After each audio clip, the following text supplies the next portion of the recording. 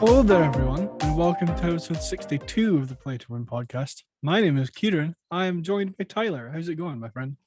It's going well. We literally just finished watching the Xbox Bethesda showcase about half an hour ago, a little over half an hour ago. So we are recording this fresh off of it.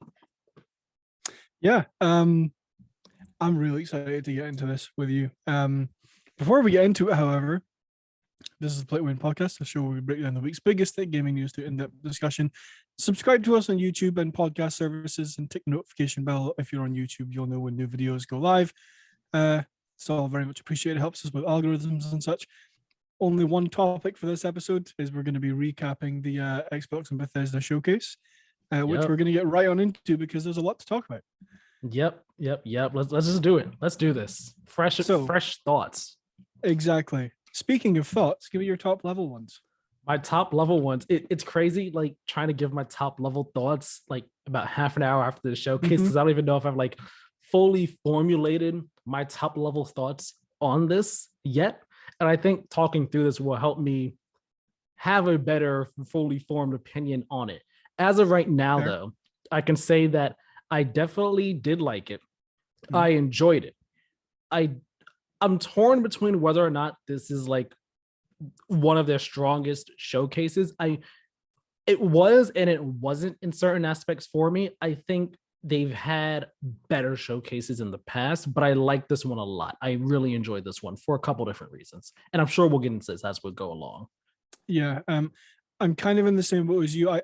I think this is their second strongest showcase ever. Last year's I think was better than this, but not by much to me. So yeah, again, I'm trying to remember. Like, I think last year's or the 2021 might have been like their strongest that they've had in a very long time. It might have been last year's, actually. Now that I think about it, just thinking about the shows that happened last year and stuff. I think there's last year, but that might have been like the best one they've had in a very long time. Yeah. This one is like right behind it, though. Yeah. We'll get into it, I'm sure. Yeah. So we're just going to start breaking stuff down. So they opened with Redfall.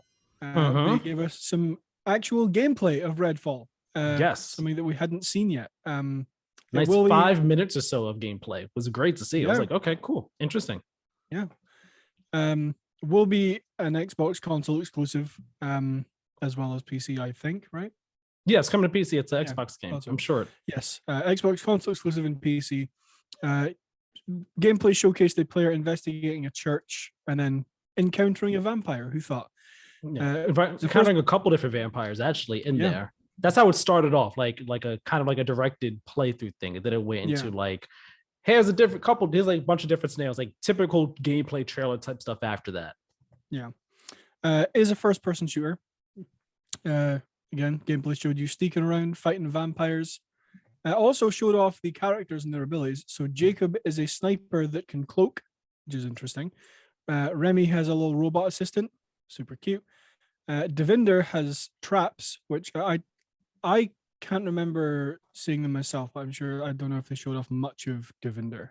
Yeah, like I know that they showed him like, it was real quick how they showed everyone, but like one of the traps was like an electricity trap, I think. Another one he dropped down, like shined a light on a vampire, and I wrote here turn them into stone, but like that's not true. Like they turn like real solid. Like basically, if you shine the sun on a vampire and how they kind of like get frozen up and stuff like that. Like that was like the trap that he used at all. Yeah, and then Layla has telekinetic powers, which are super cool. Actually, I really like her powers. Yeah, I really like the elevator. I don't know who has. That was Layla. That was Layla. She's the one who you made the elevator. It's like, oh, so your telekinesis, you can like make things with it and use that. Cool. I was kind of disappointed that we saw the elevator twice, though. I was kind of like, not that that's a bad thing. Just like, oh, I wish in retrospect would have been nice if we saw different uses of it aside from just that one twice. But still, super cool. Very cool. Yeah. Cultists are enemies in the game that want to be vampires. An enemy faction that you will fight.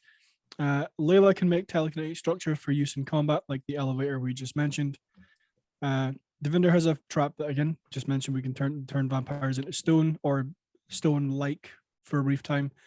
And part of Redfall is stuck in an alternate dimension that you can go to, which I thought was really interesting and I thought looked really cool. Yeah, like I wrote an alternate dimension here in like my notes. I'm not sure if it is an alternate dimension, but like we see them like go into a portal of some sort, and then like there's like Redfall, like part of the town of Redfall is in this weird place that's beyond the portal and everything. And it was really interesting and really weird and really cool and all. And we can do this all solo or co-op, which is nice as well. That's really great. cool. I mean, that was expected. It was going to be solo or co-op, and we did see a bit of like the menus, like the quickest of glimpses at like the menu. Like it was a split second. Like we take a look. Don't look at too long though. Don't look too long. Don't look too hard. But yeah, it was all cool. Like Redfall's gameplay, I was like, all right, cool way to start. I'm really into this, and I think that it definitely got me more excited for the game than I was just based off the premise alone. 100%. I will say the one thing that I was just like, all right, we're doing this. Was the typical gameplay trailer thing that you see where at the beginning, when I believe it's Layla who's the character at that time, when she's investigating the church, you have the character dialogue type stuff that's happening, like, oh man, there's more of them. Oh no, oh no. It was just like, okay. We're doing that. It was a bit cheesy, just a bit cheesy. That kind of like just a little bit. It took me out of the beginning part of that gameplay demo, and then afterwards, it's like, all right, cool. I'm loving everything else that we're seeing, though. I'm into it. I'm into Redfall more than I was before. And it was coming in. They only said 2023, which you know already. I'm glad they didn't date it like right after it was delayed in this early out. I'm glad they didn't. It's coming to PC, console, and cloud. Will be Game Pass day one. Yes, and I want to note something. I want to say this before we actually continue going on, because we should have said this at the start. This entire showcase was filled with games that are coming in the next 12 months. Everything that was shown here is coming by June 12th, 2023. And a lot of this was gameplay. Like a whole lot of this show was gameplay. There was very few CG trailers, which was part of why I liked the show so much. So with that in mind, it's good to know, okay, stuff like there was no perfect dark about, so on and so forth. It kind of gives it a frame of reference for, okay, these things will not be out by June 12th of next year. So although they weren't in the show, there might be like later half of 2023 or past that, who knows? But it is, although Redfall says just 2023, we can imagine the first 6 months of 2023 sometime there.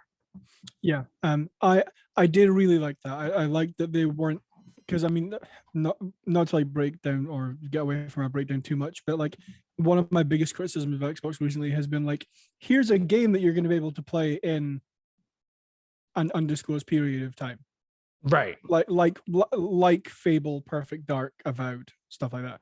So I'm very happy they were like, the next 12 months, these are the games that we have. I'm like, I like that. And more than 30 of the games here are coming to Game Pass. That was really cool to me as well. Just like Game Pass day one, Game Pass day one, Game Pass day one. I'm like, yes. Speaking of Game Pass day one, is coming to Game Pass on day one. That literally, I threw my chair back when this trailer went on, like fully like a foot and a half behind me. Like, yes, like just ultimate excitement. Hollow Knight Silksong is coming to Game Pass day one. We got a new gameplay trailer. Looks absolutely incredible.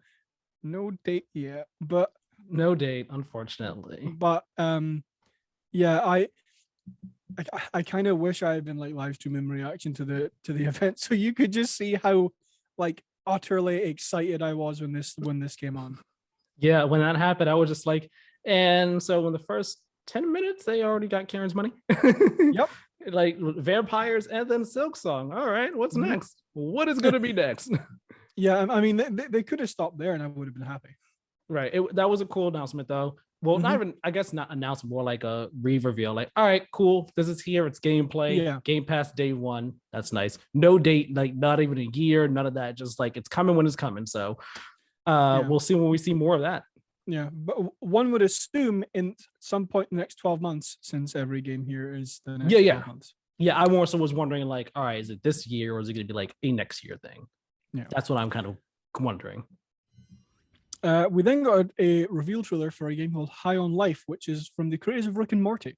Which, I mean, if all you had to do was listen to like the first line of dialogue, and you're like, hey, that's Justin Roiland, I think, voices Morty. You're asking the wrong person because I don't watch the show. I've don't watched a quote couple me on that. episodes. Like I have watched all of Rick and Morty. It's one of my favorite shows, but I don't know specifically who voices who. Will be a console launch exclusive arriving in October this year, and will be day one on Game Pass. Yeah, I saw this one.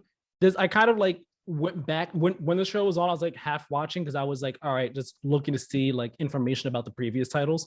Like if there was any updated information for me to add to this recap doc that I wrote up here. But from what I saw, it looks like it'll be weird and unique and interesting. It looks like it'll be cool. I gotta rewatch that trailer though.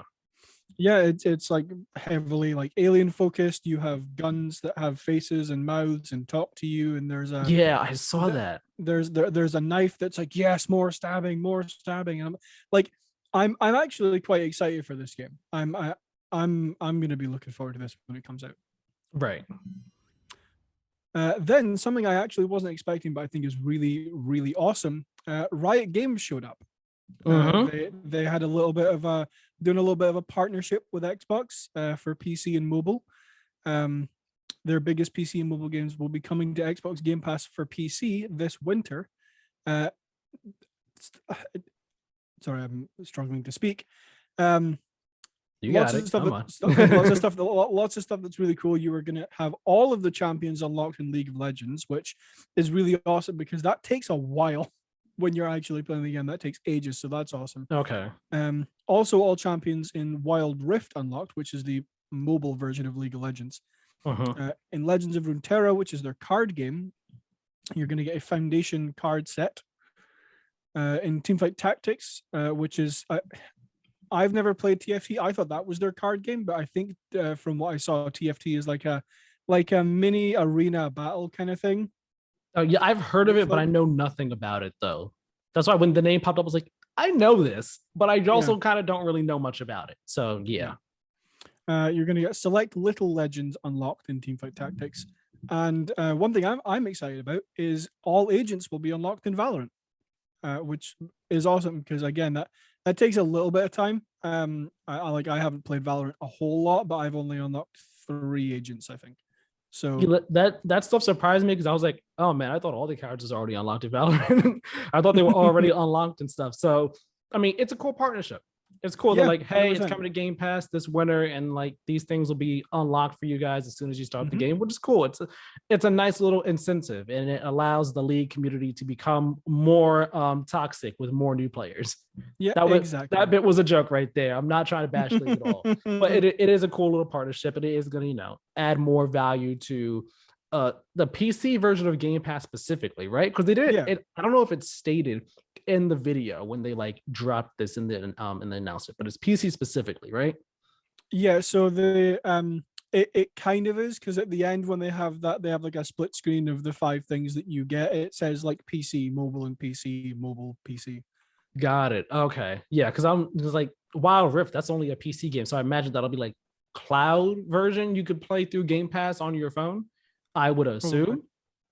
I'm guessing, or like Wild Rift is an app, but is it a free to play game? While all Riot's games are free play. So then, if it's a free to play game, I don't know. It's weird. Because I'm thinking about like how League of Legends Wild Rift is a mobile game already. So you're putting it in Game Pass. The logistics behind it are a bit confusing in my head right now. But regardless, it's still a whole lot of value being added to Game Pass, 100%. which is neat, which is cool, and that's exciting. Yeah, nice little partnership they have going on. Valorant, I think, is meant to be coming to console at some point. I don't know when. They haven't said anything, but I believe it is meant to be coming to console. Right. I might actually let you take this one because I think you will explain this better than I will because I haven't. Okay. So yeah, we then got to see a look at A Plague Tale Requiem. When last saw it, it was just like a CG trailer, just like saying, hey, it's a thing, it's coming. And this was a gameplay trailer that it showed a whole lot more gameplay of Amicia in a number of different areas. You see Lucas from the last game. He was an alchemist student. And you see him with her as well. You also see Hugo, her brother, he's there as well, doing with her and everything. And the gameplay looks similar to the original. You see, you're still stealthing around, you're still trying to avoid the rats and use the fire to keep the rats away from you. Still got your trusty not your slingshot, but like your sling thingy that you use to toss rocks at people. But Amicia, she's getting violent in this game. We see her out here using her crossbow, straight up stabbing people and everything. It's just like, okay, we're getting real violent. That wasn't a thing in the first one, because in the first one, the most violent you got was, again, just like tossing rocks at people, or like sending the rats, like using the rats to take out enemies. That was the most violent you got. You didn't directly like kill anybody yourself with your own hands. So like the gameplay looks very similar with some new additions. We see Amicia like crawling under a table to hide from someone that's coming into a room. It looks cool. It looks great. It looks like it's gonna be more of a Plague Tale Innocence, and not necessarily in a bad way. Because even when I talked about that game when I played it last year, I said that the gameplay is basic and simple. It's not that complex, but the story is what's the real driver of the game. Yeah. And it looks like that's going to be the same case here. I'm sure they're going to, update things about the gameplay and make improvements and all, but the story is the main driver with the Plague Tale. Like point blank, simple as that. So I'm looking forward to it. I'm very excited for it. It's coming to Game Pass day one at some point later this year on console and PC. It's also going to be on PlayStation as well, not just Xbox. I'm not sure where I'm going to get it, if I'm going to get it on Xbox or if I'm going to get it on PlayStation, because I played the first one on PlayStation, and not going to lie, having the haptic feedback with them rats made a difference in my eyes. I liked it a lot. So I would prefer to play it on PlayStation, because that's also like my primary platform. But depending on how money is whenever it comes out, maybe I'll do the Game Pass so I just play like that. We will see. But I'm very excited for it. I think Innocence is on Game Pass still. I'm not sure if it is still there. It might be. Like, I might play them. I like it. They've been they've been on my list for Innocence been on my list for a while, so I'll get around to it at some point. You should. It's a fun game. It's a good game. Again, the story is the main driver. It is really not long either. Like I don't remember the length, but it's not longer than 12 hours for sure. Like it's a good length game. Interesting. I have to look into that sooner than I thought I would.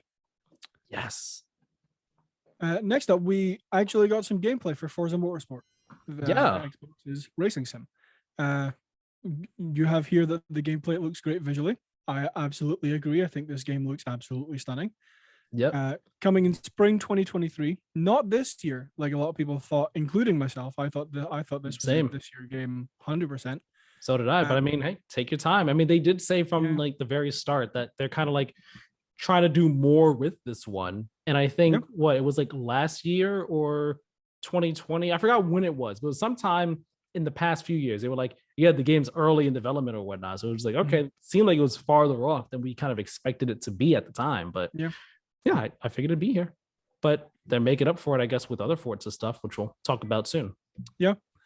It's going to have real-time ray tracing while you are racing, which is pretty cool. Like, again, this game looks absolutely insane visually. Built from the ground up for Xbox Series X and S.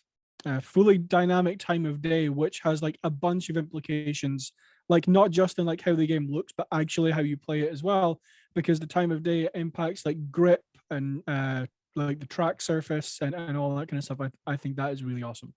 Oh, that's what they were saying when they were talking about it. Because like when we got like first like a little short trailer and then like a dev walkthrough of sorts. Like, hey, let's look at this course and like time of day and just like destruction on the cars and everything, and how the paint really changes on the cars with the scratches and everything, and the the bumps and bruises on the cars and so on and so forth. And because I'm not into motorsport, like sim racing games like this was a time where, again, I was like, all right, let me try and catch up on previous details, see if there's anything that's been dropped during this.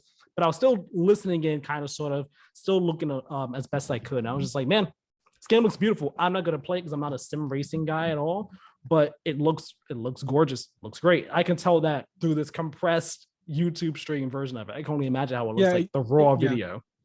That's something I was going to say is like, these streams are never going to be like the highest quality you're going to see these games. So always go back and watch them afterwards in like the actual trailer form that the company drops. But like even through this like compressed not as good looking stream, this game looks incredible. Yeah, it looks awesome. It looks just absolutely it looks like it'll be a great game for those who are into the motorsport Forza games. Yeah. And I I'm curious just to see what they do with it in terms of how, the next game was supposed to be 8 and they decided not to put a number on this, and there's still not a number on it. So I guess we're fully committed to it just being Forza Motorsport and it being a platform of some sort for Forza Motorsport going forward. So I think that's what I'm more curious about. Even if someone's not going to play it, I'm more curious about how it'll be as a platform as opposed to what the gameplay is like, because I'm never going to play the game. Yeah, I mean, I'm not a big racing sim person either. I'll probably play this just to try it out when it comes out, just to see how it looks and how it plays. Yeah. But like, I wouldn't be able to make any comparison of like, oh, it feels much different to Forza Motorsport 7. Right. Last thing, apparently they have completely overhauled the driving experience, which I assume has something to do with like, they have like tire and something else management systems now that apparently people have been asking for ages. Like I mentioned before, they have like the time of day will affect like your grip on the track and the track conditions and stuff like that. So like it looks like this is going to be one of the most detailed racing sims that there is. Yeah, looks cool. Looks awesome. Yeah. And then we got some quick updates for Flight Sim for their 40th anniversary, which is this year. They're adding helicopters, old style planes, and an Airbus. Launching in November 2022, and you can actually fly a Pelican from Halo for free as of today. That was cool. I was like, all right, that's neat. Game looks gorgeous. Have fun, flyers. All you aviators out there, have a great time. Not going to make me reinstall the game, but that's awesome. I was never going to install it, but I mean, I can't diss Flight Sim because it's just great. It has a particular niche and it fills that niche very well. So like any new update, I'm sure that people who are really into Flight Sims were losing their minds, like helicopters, these older planes. I could fly the right brothers planes. Yeah, I could fly the Pelican. Yeah, I'm gonna fly the Pelican to Tokyo.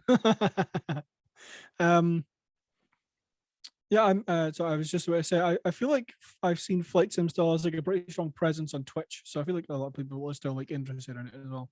Nice. And we said the stuff is coming in November, right? Yeah. Aside from the Pelican. The Pelican is available today, the 40th anniversary stuff. So helicopters, old style planes, Airbus is November this year. Coolio. We then got a new trailer for something else I'm very excited for, which is Overwatch 2. Yes. Something Sorry, on you go.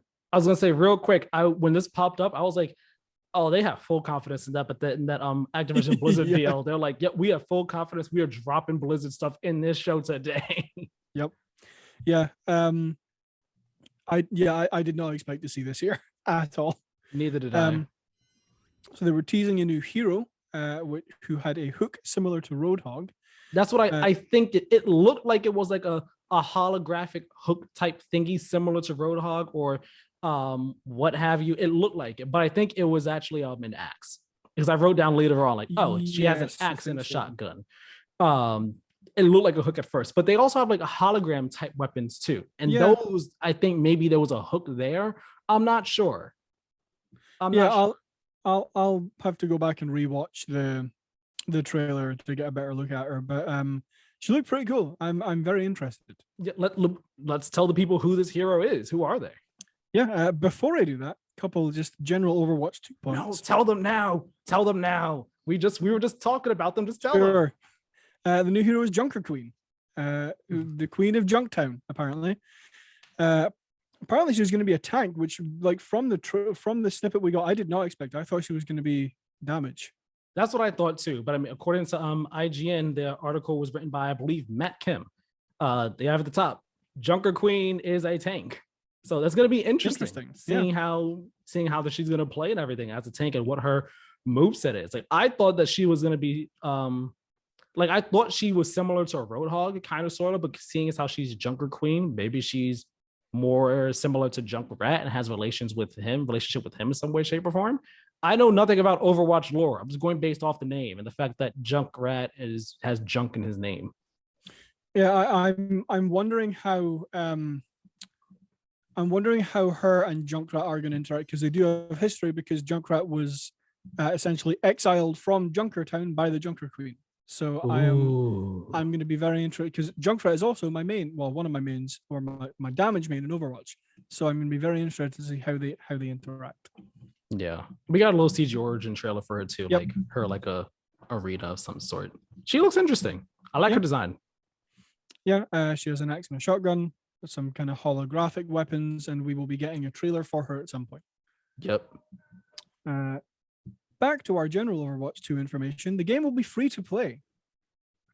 That's surprising. That was very surprising.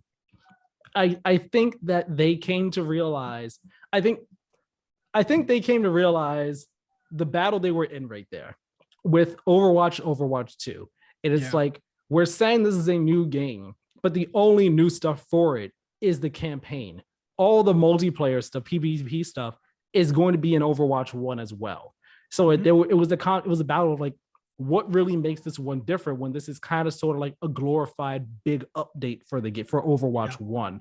So, people wondering like, how they're going to justify paying full price for this.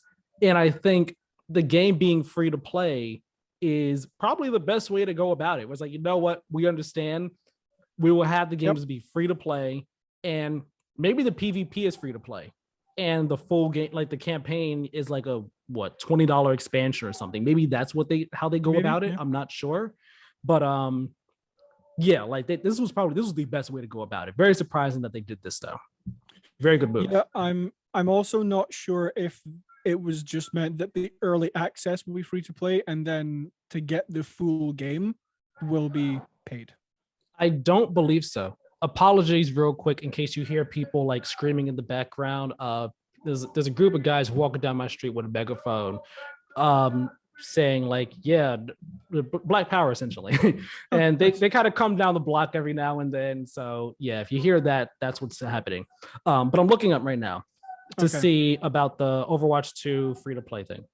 Okay, while you do that, I will mention that they're adding new maps into the game, which I don't think is a real surprise to anyone. They've already shown off a few. Yeah, I just wrote down that we were seeing new maps here in the show. Yeah, exactly. They did also have, I believe, old maps in there as well. Yeah, they did, because I saw Panamura. There were some old and new ones in there. I was like, oh, cool, we're seeing new ones here. That's nice. Yeah. So got a nice look at Overwatch 2. Again, early access beginning October 4th. Yes. It just said Xbox consoles and PC here, but I assume it will be on. It is everything. On PlayStation as well. It is on. I'm looking at Polygon article right now. Early access October 4th. Yes, the game is free to play. And it is coming to PlayStation, Xbox, PC, and Switch. And it'll be on last gen. So PS4 and Xbox One. Very interesting. Hold on. I'm actually looking. Apparently there's a press release that Polygon has like a bit of a quote from, saying it's from Mikey Barra saying, quote, we can't wait to roll out the beginning of the Overwatch 2 experience on October 4th and introduce an exciting new competitive vision featuring amazing new content and a reimagining of the iconic heroes, maps, and gameplay that made the original game so compelling. End quote. Oh, sorry, actually there's more to it.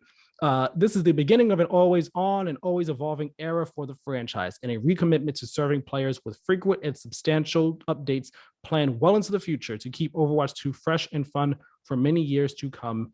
End quote. Which makes sense because in the trailer, like you see a new era pops up as like some of the wording. And they also have here a little bit of extra description for the Junker Queen, which Blizzard kind of describes her as, quote, a high mobility and railgun wielding former Overwatch captain with cybernetic capabilities, end quote. Interesting. And there will be apparently a reveal event live stream that takes place on the 16th, June 16th at 1 p.m. Eastern time. So 6 p.m. UK. 6 p.m. UK.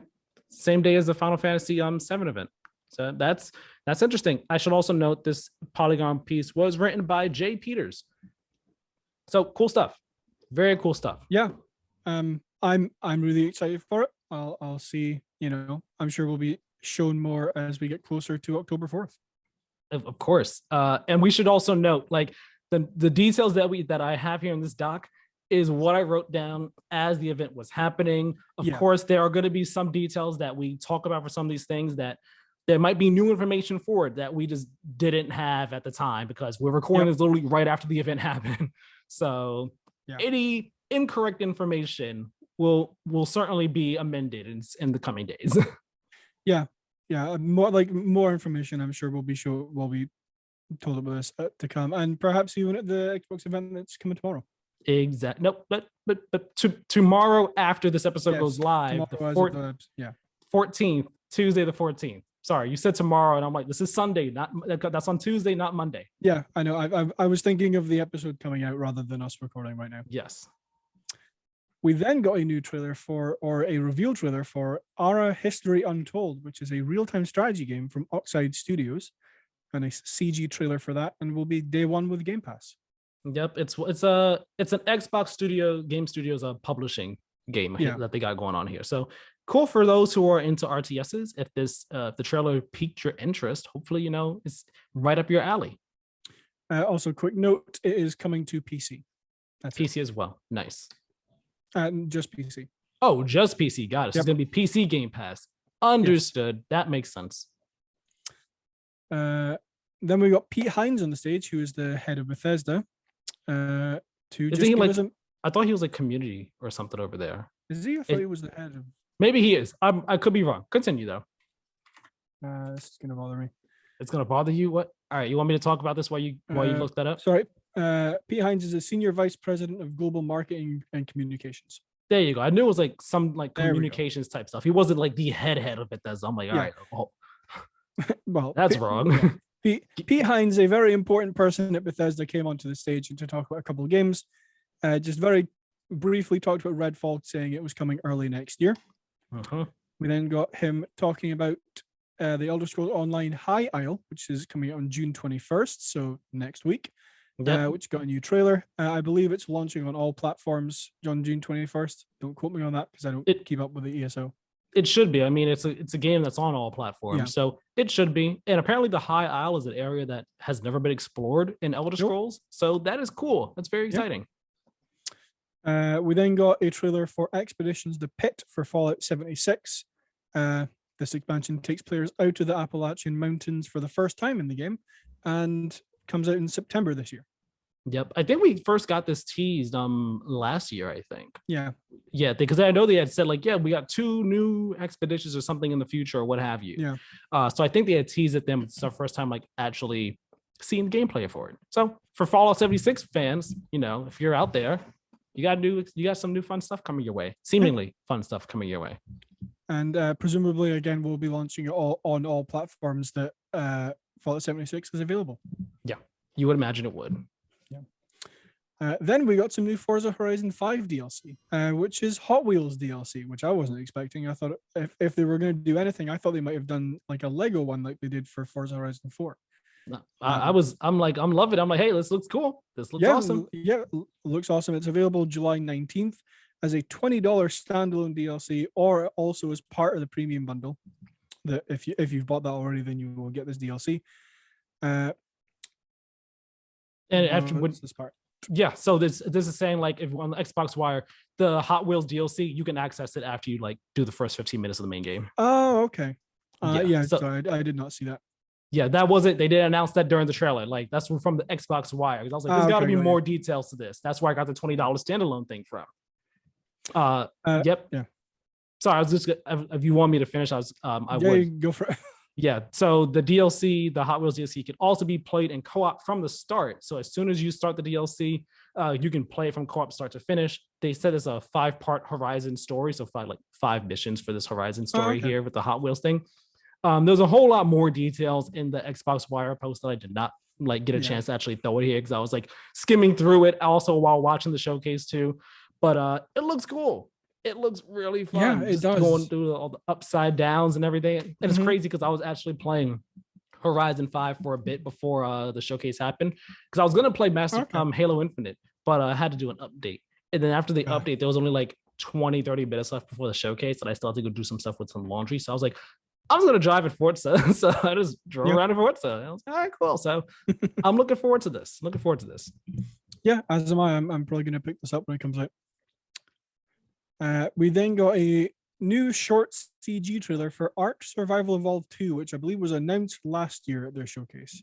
If it wasn't, was it there or was it like at a Game Awards thing? I don't remember. I think it was at an Xbox show because this has been confirmed for Game Pass since day one.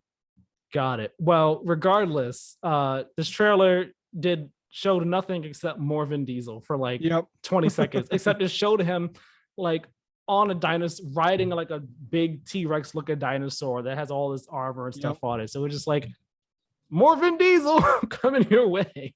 Yeah, coming in 2023, like I mentioned, at Game Pass day one, and that's really all the information we got. Yep, this trailer did less. I feel like this trailer did less for the game than the original trailer did, which is shocking somehow. Yeah, like literally nothing in this trailer other than coming 2023. Yep. We then got a new look at Scorn, which is that like really creepy looking body horror kind of game. Yeah, like this is like inspired by I believe his name is H.R. Geiger, the person who kind of like really I think so, yeah. Yeah, who really had played a major factor in like the Alien movies and like their aesthetic design and all like that. Yep. Again, will be a console launch exclusive. Got a new gameplay trailer.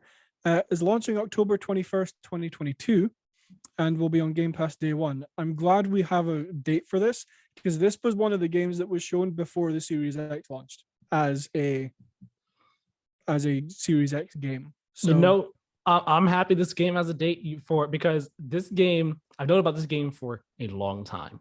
Reason being, they were a sponsor for Easy Allies from like 2016 or something. Okay. And so like when they would do their ad reads, they would they had an ad read for Scorn. Scorn, a game with somber tapestries and somber something and something tapestries. It was just like got so used to hearing the reading and everything. Like during one of the ad reads, they actually like play like a short little teaser for it, like in-game teaser and stuff. So that's why like when it got announced for Xbox, like, oh, this game, I know it. When is it coming out though? And now we have a date for it. So it's nice seeing like the little baby like finally grow up and come into its own. It's like, you're about to go into the world. It's at long last. Am I gonna play it? Probably not. But still, it's just like nice to see. Like you've gone on this journey. You are almost at the finish line.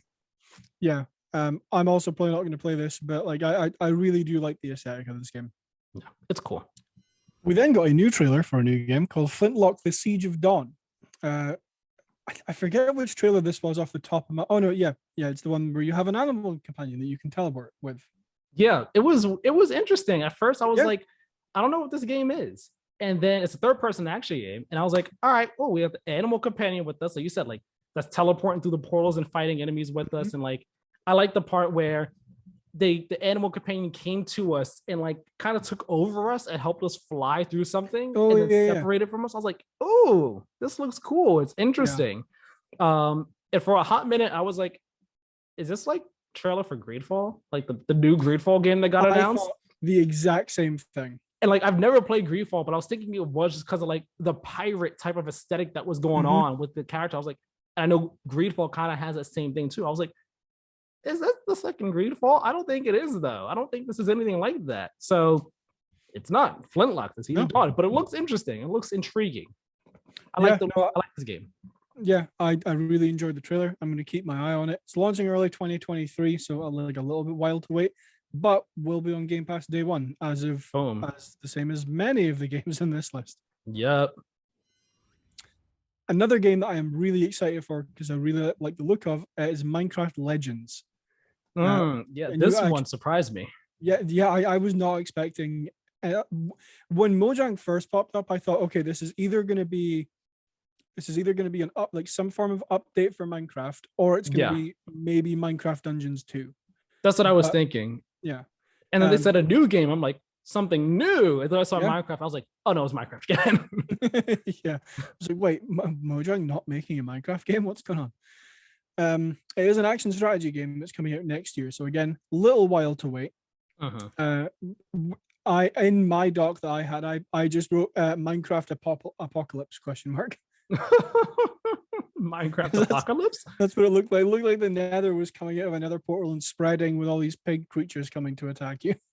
Well, I mean, basically, seems like the premise of the game, like you said, like pig creatures kind of appear. They come out the nether, another portal appears, and then these weird pig type creatures, all big and small, just come and attack the overworld. It's just like, oh shoot.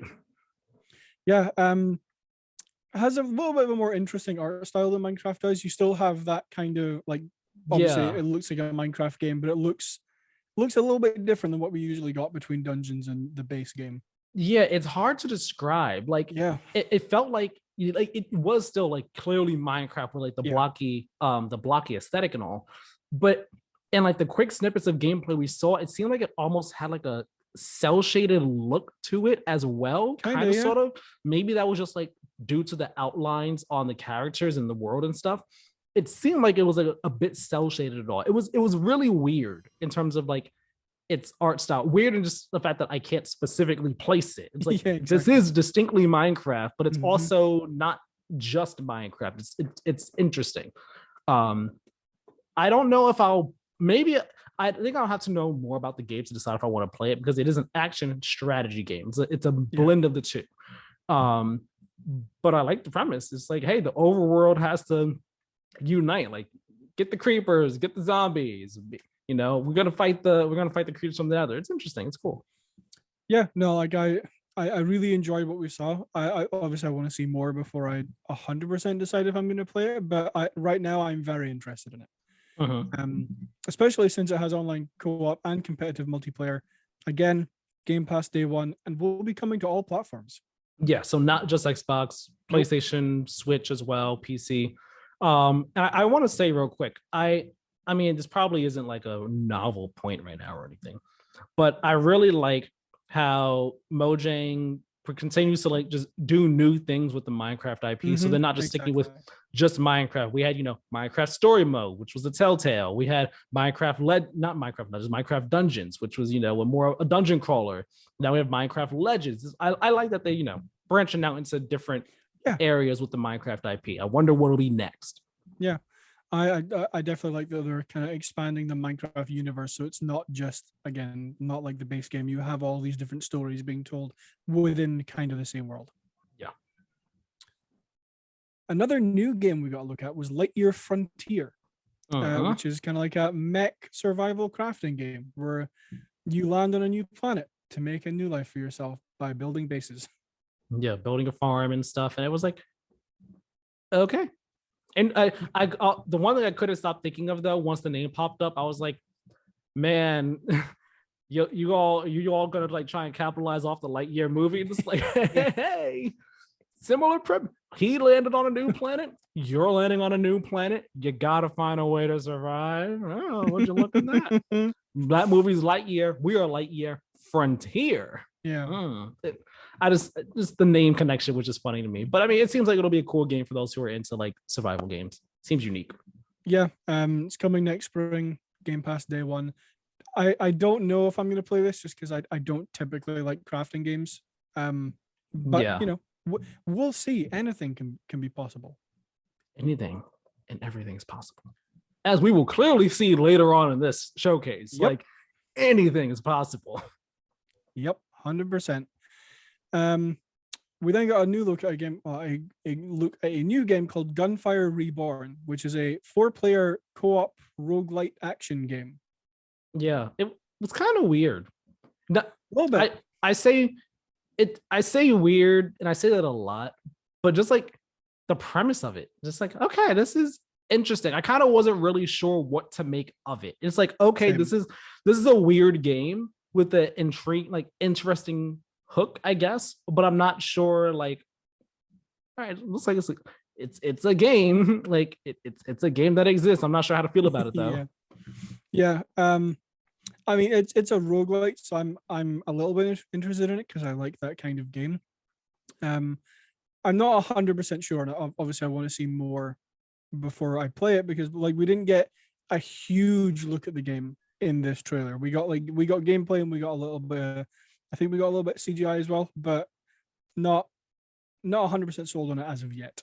Yeah, I don't know if we got. I don't remember any CGI being in it. I thought it was all just like raw gameplay. I thought it was.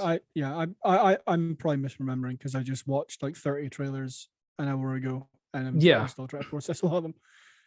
Yeah, I think this. Oh, what were you gonna say? Sorry, go ahead. I was just gonna describe what the game was. Yes, go ahead, because that leads into what I was gonna say. Okay. It's a first-person shooter where you play as different kinds of animals with guns and supernatural powers. Yeah, and like that's what it like.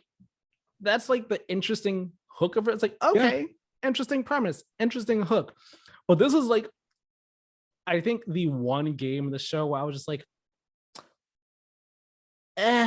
why are you like, like your slot could have been given to someone else, I think. Like, not to say that it looks bad, but I was just like, okay, this is the game where I kind of like tune out in a sense. Yeah. I don't know. I don't know if I say like generic is the right word or uninspired is the right word. It just, something about it just seemed like this is a video game and it, okay. Like I said, just nothing about it seemed really like got me excited. I was interested, but not excited. It's like, okay. Yeah. I'm kind of the same way. Like I say, like I'm interested in it. I'm gonna keep my eye on it because, like I say, it sounds like a game I might be interested in. But you will find out more in October 2022 when this game launches on Game Pass day one. Yeah, it seems like a solid 7 out of 10. Yeah, sure. That's in my eyes. When I looked, I was like, it seems like a solid 7 out of 10. A game that I am really excited for, and I did really like the look of, is the last case of. I said same. Oh, okay. It's the last case of Benedict Fox, which is a console launch exclusive for Xbox. It's a 2D action platformer, and you go through a bunch of like different settings. You fight a bunch of different monsters. This is to me, it almost seems like you are the host for some form of demon, kind of, with the powers look like they are. Yeah, I don't know if they were a demon. I just wrote here a supernatural spirit because I don't know if they're like a demon or whatnot. But it seems interesting. I wrote action platformer. I think it's a Metroidvania type game, so I guess that could still kind of be classified as an action platformer. Yeah, a little bit. But I like the look of it, like the style and the environments and everything. I was like, ooh, okay, this one looks pretty good. Looks pretty good right here. Yeah, no, like I'm definitely interested in it. I really like the aesthetic. I love the art style, and I want to see more before again I'm 100% sold. But I'm very, very interested in this one. Same. And we said it's spring next year, right? I was just a way to get into spring 2023 Game Pass day one. Blah blah blah. Gotcha. I thought you had said it before, so I was like, did he say it or did he not? I think he did. It doesn't matter. It doesn't matter because it's been said twice. If it was said once before already. Now we kind of get into the point of the show where like a few of these games I just kind of turned off at. Same here for probably different reasons than you. Yeah. We got a little kind of like not interview, but one of the devs for a game called As Dusk Falls came out and kind of explained what their game is. This is not the first time we're seeing this. I can't remember where we saw it before. We've seen it at past Xbox shows. Yeah. But it's kind of like it's a narrative adventure game, essentially. Yeah, motion graphic-y. That's what I've never liked about this game. Like, this isn't the first time we've seen it. You know, it's kind of like it's a narrative game. Like Your Life is Strange, is like your Walking Dead's, like your Detroit Become Humans. It's a narrative game similar to those. Just story is the story is the game, but it has this weird. I say weird. I keep saying that a lot. Word, but it has as they say, like a graphic novel type of art style to it, where like it's I guess it's better to describe kind of like a visual novel, a narrative adventure type game. Yeah, kind of. Where the characters are clearly like real people that they have photographed and like photographed and done like, you know, art stuff and modeled to fit this game's aesthetic. And, you know, they move like a visual novel. It's like they're in this spot, then in this spot, like for movement and all like that. But I've just never really jived with the way it looks. Like the story is really the story is cool. You know, like that's fine, whatever. But just the visual style of it has never clicked with me. It's always been a bit off-putting. Like I'd rather it be either FMV real people or like don't do it like this. It's just really off-putting to me personally. And that's not not a crack against the game's quality. It could be a great game, but just this visual style really puts me off. Yeah, same. Like I'm not a big lover of the idea of adapting like a video game that is also kind of a motion graphic where it's not smooth by the looks of it. So like I'm not going to play this game. It's out July 19th. You can have up to 8 people playing this multiplayer or play it by yourself. Right. And like the narrative looks like it has like a bunch of different branches it could go in based off decisions you choose and everything, which is again really exciting, really intriguing. I really love that. But I think it's for me, the visual style is like borderline uncanny valley, but for this specific aesthetic, which puts me off at some. I'm just like, I don't know. I'm not. It doesn't sit right with me.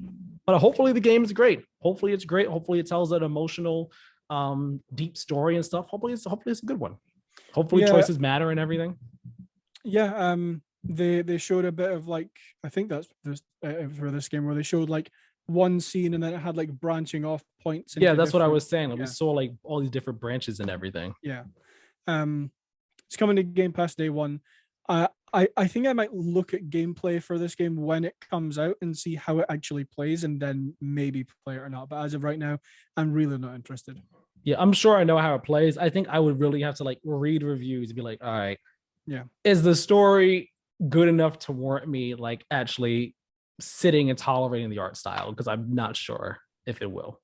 Yeah. We then got a trailer for a game called Naraka Bladepoint, which is a console launch exclusive for Xbox, but it is already out on PC. It's got over 10 million players on PC. It's a battle royale. Melee focused one. Yeah. Coming first on console, I imagine it'll be coming to PlayStation at some point since it's just a launch exclusive. Yeah, June 23rd. It's got like they mentioned it has a new campaign mode as well, which I must have missed that. Yeah, I mean, obviously, like I haven't played this game before. I don't really have any like a huge investment in it, but like it looked quite cool. I will admit, I did like the look of it visually and kind of gameplay wise, and I'm interested to see what the campaign mode for it might look like. Yeah, I've never played Naraka Bladepoint. Obviously, PC only before, but I'm not gonna play it. There's so many other games for me to play it to get invested in a battle royale game. But I mean, hey, it's awesome that it's coming. Again, big game, and apparently, based off what I've heard, like it's actually a really good game too. Really great melee focused battle royale. So it's awesome that's coming to console, getting more players and everything, and it'll be on Game Pass. So there's that too. Exactly.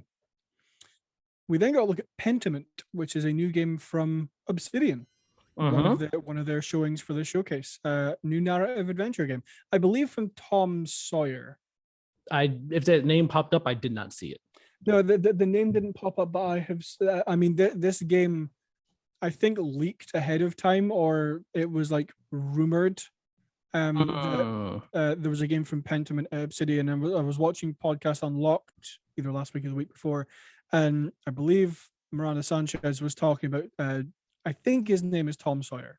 It's either Tom Sawyer or Josh Sawyer. I can't quite remember, but she was talking about like apparently that the team or his team hasn't shown off a game in close to a decade. Interesting. Okay. I think. Yeah, I mean, I'm not playing this one. This if I had to pick one game from the showcase that I was like, no, I'm good, thank you. It would be this one. Oh, why is that? It doesn't seem like a game I would jam with. Like as much as like we were talking about it when we were recording our Summer Games Fest episode, where it's like I'm a little bit quick to judge of like, no, I'm not going to play this game, or I am going to play this game.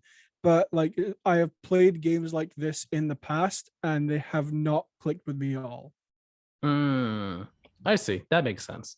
Yeah, I like the look of it. It has a old fairy tale kind of like storybook aesthetic, like art style to it. Similar. Yeah. The best. I wrote that down because the best way, like the best comparison I could make was to the beginning of the Shrek movies where they open the book and you see like the pictures and everything. That is the art style of the game, and I like it. It looks cool. It's unique. It's very unique. I don't think I've seen a game look like that before. So I was like, oh, nice narrative adventure. Okay, cool. Got to look more into it. But I'm definitely intrigued in this one. This one definitely had caught my eye. So I definitely probably will give it a shot when it comes out this November. Yeah. And I mean, again, anything can happen. I might suddenly click and want to try this game. It's on Game Pass on day one, so I have no reason not to. That's what I was about to say. Yeah. So, I mean, who knows when it releases November this year. Mm-hmm. We then got an update for Grounded. Full version 1.0 is coming out in September this year. Woohoo! Yeah. Go Grounded. I haven't played Grounded. I don't really have any intention of playing Grounded. I think it looks awesome. I just don't like it's very much like a game you play with friends, and I don't have any friends who play Grounded. So not something I'm gonna play, but version 1.0 finally it's out of early access or game preview, I think they call it. As of September this year. So for people who are into Grounded, that's awesome. Yeah, this trailer popped up, and I was like, all right, I will pay like 25% attention to this. And I was like, looking at words, I was like, new. I was like, oh, full. Okay, cool. It's just a full game. I don't need to care much. I've never played Grounded, and I've never been interested in it because, again, it's a survival type crafting game. And those games are better when you have others to play it with. And I don't. So, and almost I'm not the biggest survival game person. So I was like, all right, cool. Great for everyone who's interested in Grounded. Awesome that it's finally being the full release at long last. Yeah. A game that I am very interested in is Erban Shadow Legacy. I pronounced it in my head as Urban, but it might be Erban as well. We'll go with Urban Shadow Legacy for now, just because I don't know the pronunciation. Again, console launch exclusive for Xbox. Every game here, I think, almost was either a console launch exclusive or just exclusive. Probably, I think so. Yeah, a lot of them were. Yeah, I mean, obviously, aside from like the Overwatches, the Minecraft, aside from certain ones, like there were a lot of launch exclusives here. Yeah. This game I'm really interested in because it looks like you just play as this like assassin who murders robots, essentially, with like with powers you can like turn into a shadow basically and like zip around the map and then come out the shadow, kill a robot and go back. Like it looks really cool. I'm sold on this game already. Yeah, I liked what we saw, although it kind of didn't really give me much of an idea about what the game is. Like I understand, at least from what I can glean from the trailer, that robots kind of like are like the villains in this world for some reason, and you are against them. I'm not sure. I think I need a little bit more. It's like, okay, what is actually going on here, and why are we against them? At least from what I can remember from the trailer, we didn't really get that much from it. But it still looked cool. Like gameplay wise, it looked like it could be fun. Yeah, it's a game that has promise. Yeah, exactly. Like I think this trailer did what it needed to do for a lot of people, and just like got them excited for it, with more to be shown later because it's not coming out until next year. Yeah, it's like, hey, here's something to catch your eye. Keep an eye on us. Yep, and again, Game Pass day one. Now we get to one of the big ones for me. For me as well. At first I was like, what is this? And then when I realized the game was, I was like, oh, I'm into this. As soon as the shot kind of at the beginning where there is a like the necromancer is looking over like the site that somebody just got killed. As soon as it kind of went to that like top level view and was like, I'm like, I know what this is. It's Diablo 4.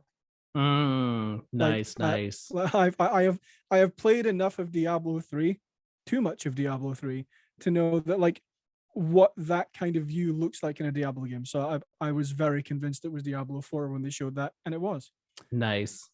We got a nice CG trailer to start of the new class, the Necromancer, kind of introducing them. Introducing them, going through the world, showing how they're like shunned and them raising the dead to fight some werewolves, which was cool. And then we got a good chunk of gameplay for Diablo 4, all captured on Xbox Series X. Yes. Also, real quick to note, the Necromancer is the final class that is in the game as of Yes. right now. Maybe more Yeah. will come as DLC, but that's the final class that will be there day one. Yep. That's actually probably who I'm going to play as, I think. Yeah, I had to look more into Diablo 4. I do want to play it, but I got to look more into each of the classes to be like, all right, who do I want to be? Yeah. Game will feature an open world as Diablo 3 kind of did. Diablo 3 did. You still had to travel between places, but it was fairly open. But the world will also be shared. You are going to encounter other players walking through your world as you roam around. Yep, which is cool. And then they said like, there's like the local events that you can do with the group of people and all and stuff. And there's like specific zones for PvP. So I was like, this all seems cool. I'm new to Diablo. I've always known about Diablo, known about its legacy, but I've never played a Diablo game. I never knew. I mean, aside from the fact that they are basically dungeon loot crawling games and all like that. Like I've known that, but in terms of like anything else gameplay wise at Diablo, I've never known. So them saying the local events, shared world and stuff, I took all this to mean this is new stuff, and this should be pretty cool for a Diablo game. Yeah, like you didn't have a shared world in Diablo 3. You didn't have character customization. That wasn't a thing in Diablo 3. Okay, that's cool. So they've added that. It looks like they're doing a lot more with this game than they did with Diablo 3, which really excites me. Nice. There are going to be almost 158 dungeons in this game, which is quite a lot. Are dungeons like lengthy to go through in Diablo typically? Not terribly. It's usually maybe like 1 or 2 floors. So like it's not usually that in depth necessarily, but I don't know what they're going to be like in this game. Gotcha. Okay. Something also new for Diablo 4 is strongholds, which is basically enemy territory that you go into that you need to kill everyone and reclaim. And when you have reclaimed it, that will become a town you can visit. Yep, I thought that was cool too. I'm like, okay, Nate, yeah. Like, saving the world and stuff. I like it. Yeah, they also mentioned that strongholds don't just turn into towns as well. They can also be like, I think they mentioned they can also form new dungeons as well. Okay, I see. I heard them say that after, but I wasn't sure if they were saying like, if that was like a new start, a new sentence, like new dungeons and stuff are also like will also appear over time or whatnot, or if just like strongholds could turn into new dungeons after you clear them out. I wasn't sure. Yeah, I think they said the strongholds can become like friendly towns, new dungeons, and they said and more. So I don't know what that means. Okay. Interesting. I mean, it will feature fully enabled cross-play and cross-progression as well across all platforms, so Xbox, PC, and PlayStation. And feature couch co-op, which I don't think Diablo 3 had either. Nice. It seems like a perfect like couch co-op type game. Yeah, don't quote me on that because I have never tried couch co-op in Diablo 3, so I don't know. But I don't think so. And then they also detailed some like new end game stuff that they're talking about as well. So like you'll have new items, new loot, new Paragon boards, as well as like stuff they plan to support for years. So pretty big game by the sounds of it. It sounds like it. And like as someone who has never played a Diablo game, mainly because again they were only on PC before. I mean, I know Diablo 3 has a version for consoles, but I wasn't interested in Diablo at the time, so I just never bothered to give it the time of day or even look at it much. But as someone who is like now, like over the years, again, I've said this so many times, but my gaming palette and taste has like expanded in over the past decade or so, and it continues to expand. So Diablo 4, it's really piquing my interest. And I'm really into it. I'm really looking forward to playing this game. And I definitely want to, I hope I enjoy it. Yeah, no, this is one of the games that is like 100% day one for me. Like I mentioned, I have, I think at least 500 or 600 hours in Diablo 3. So I'm a big Diablo fan. I am going to pick up Diablo 2 Resurrected at some point, but just haven't gotten around to it yet. But this one is coming in 2023. So before that, I will probably play Diablo 2 as well. Yeah. Coolio. We then got something that I think a lot of Sea of Thieves fans are going to be happy with. They have like a lot of the stuff they've been asking for a long time. So real quick, I was going to ask, like this trailer at first, I was like writing this stuff down, like, all right, cool. New thing. But then they kind of started talking as if like, yeah, come and play the game, as if like this stuff has already been in here. These are things that you can do in the game. So I was like, wait, so Is any of that new, or is it just like, hey, an advertisement to play the game? I wasn't sure. Okay, I haven't played Sea of Thieves in a minute, so I don't know if this is stuff they have already introduced, but at least to me, I don't think they have, because I keep in contact with someone who plays Sea of Thieves very regularly, and they haven't mentioned any of this. Okay. So I do think that this is all new stuff that is launching with Season 7 on July 21st. Okay. So you're going to be able to save ship loadouts. So if you have like a particular set of like, sails, cannons, captain's wheel, stuff like that you want to just automatically put on when you go, rather than having to like sort through like menus and menus of like sails you might have or something, you can do that. That's great. Which is awesome. You're going to be able to customize your cabin with like, by the sounds of what they talked about in the trailer, there are going to be additional benefits for being a captain of your ships. You're going to be able to get like stuff to customize your cabin with, like ornaments or decorations and stuff like that. And then there are also like new what do they call it? I have it on mine. They have new cash-in points, so you'll be able. I assume will introduce like new islands and stuff that you will be able to go and like sell gold hoarders or merchant stuff to. Yeah. And I think this is the thing that people have been asking for the most, is you are going to be able to name your ship. That's awesome. I'm surprised you couldn't do that before. I'm surprised you couldn't do many of these things before, actually. Yep. So is a lot of the Sea Thieves community. So I'm sure that is going to appease many people. Oh, certainly. I do like how in the trailer that when they were singing this like sea shanty kind of song to explain all the new benefits, they were like with any profanity you can name your ship. I like the trailer. It was really neat how they did this announcement through like a pirate performance. I was like, that's cool, nice little touch. Yeah, I really enjoyed the trailer, and like I'll have to get back at Sea Thieves at some point because I really do enjoy that game. It's cool stuff. We then got a new first look at a game called Ravenlok, which is a new game from Coco Cucumber, which that name every time I see it makes me laugh. The creators of Echo Generation, which is a game I never played but was on my radar for a bit. I played like it for half an hour and I was like, it's not clicking. I'm out. Fair. I'm not clicking. the art style, like the voxel based art style. I liked it a lot, but it just gameplay wise was not clicking with me. I was like, I'm good. I'm done. Fair. So this one actually has me a bit more interested since it's an action RPG as opposed to like the turn-based type of RPG it was before. Like the gameplay just wasn't working with me before. Yeah, I actually can't remember. I'm going to open up the trailer here just so I can remind myself of what this game looked like, because this is one of the ones that I can't quite remember off the top of my head. This game I was really excited for. I really like the look of this game. It kind of has like a 3D pixel art kind of. Yeah, it has like a voxel type based art style to it. Similar, it looks just like Echo Generation does graphically, but it's not turn based. It's seemingly an action RPG, and also there's more detail in the world too, and like in the characters. So I was like, all right, I'm liking the look of this. I'm liking the look of it. Yeah, I mean, it has like really terrifying bosses, like the like Queen of Hearts style one with like the head that splits into 4 things. That looks really creepy. I also just really love how like colorful this game looks. Yes, I liked that a lot. And it is set in a fantastical world after getting pulled in through a mirror, which I actually didn't notice. I thought it was a mirror that you get pulled through, and then you're just like, maybe. Hey, we're in this place. Survive. Yeah. It's coming 2023, Game Pass day 1. I will probably be playing this when it comes out. One that I absolutely 100% will be playing is Cocoon. I loved the look of this game. It looked cool. I liked it a lot. It's from the people who made Limbo and Inside. Oh, so some played it? Or at least they worked. Hang on, let me go back to the start of the trailer. Playdead made Limbo and Inside. Playdead did not make this game. Sorry, from Jeppy Carlson, lead gameplay designer of Inside and Limbo. Okay, I'm sitting here. I'm like, I would have remembered if that said Playdead. It did not say that. Yeah.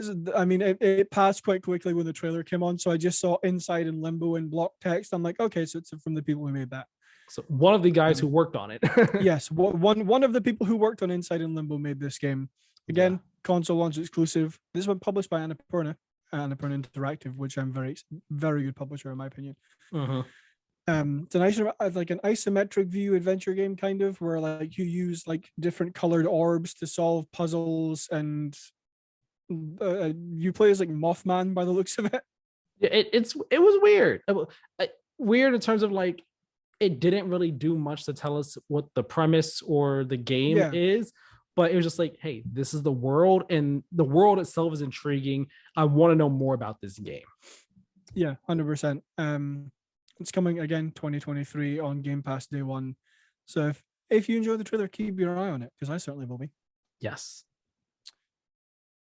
We then got an announcement that Phil Spencer himself was very excited for, which was Wolong Fallen Dynasty,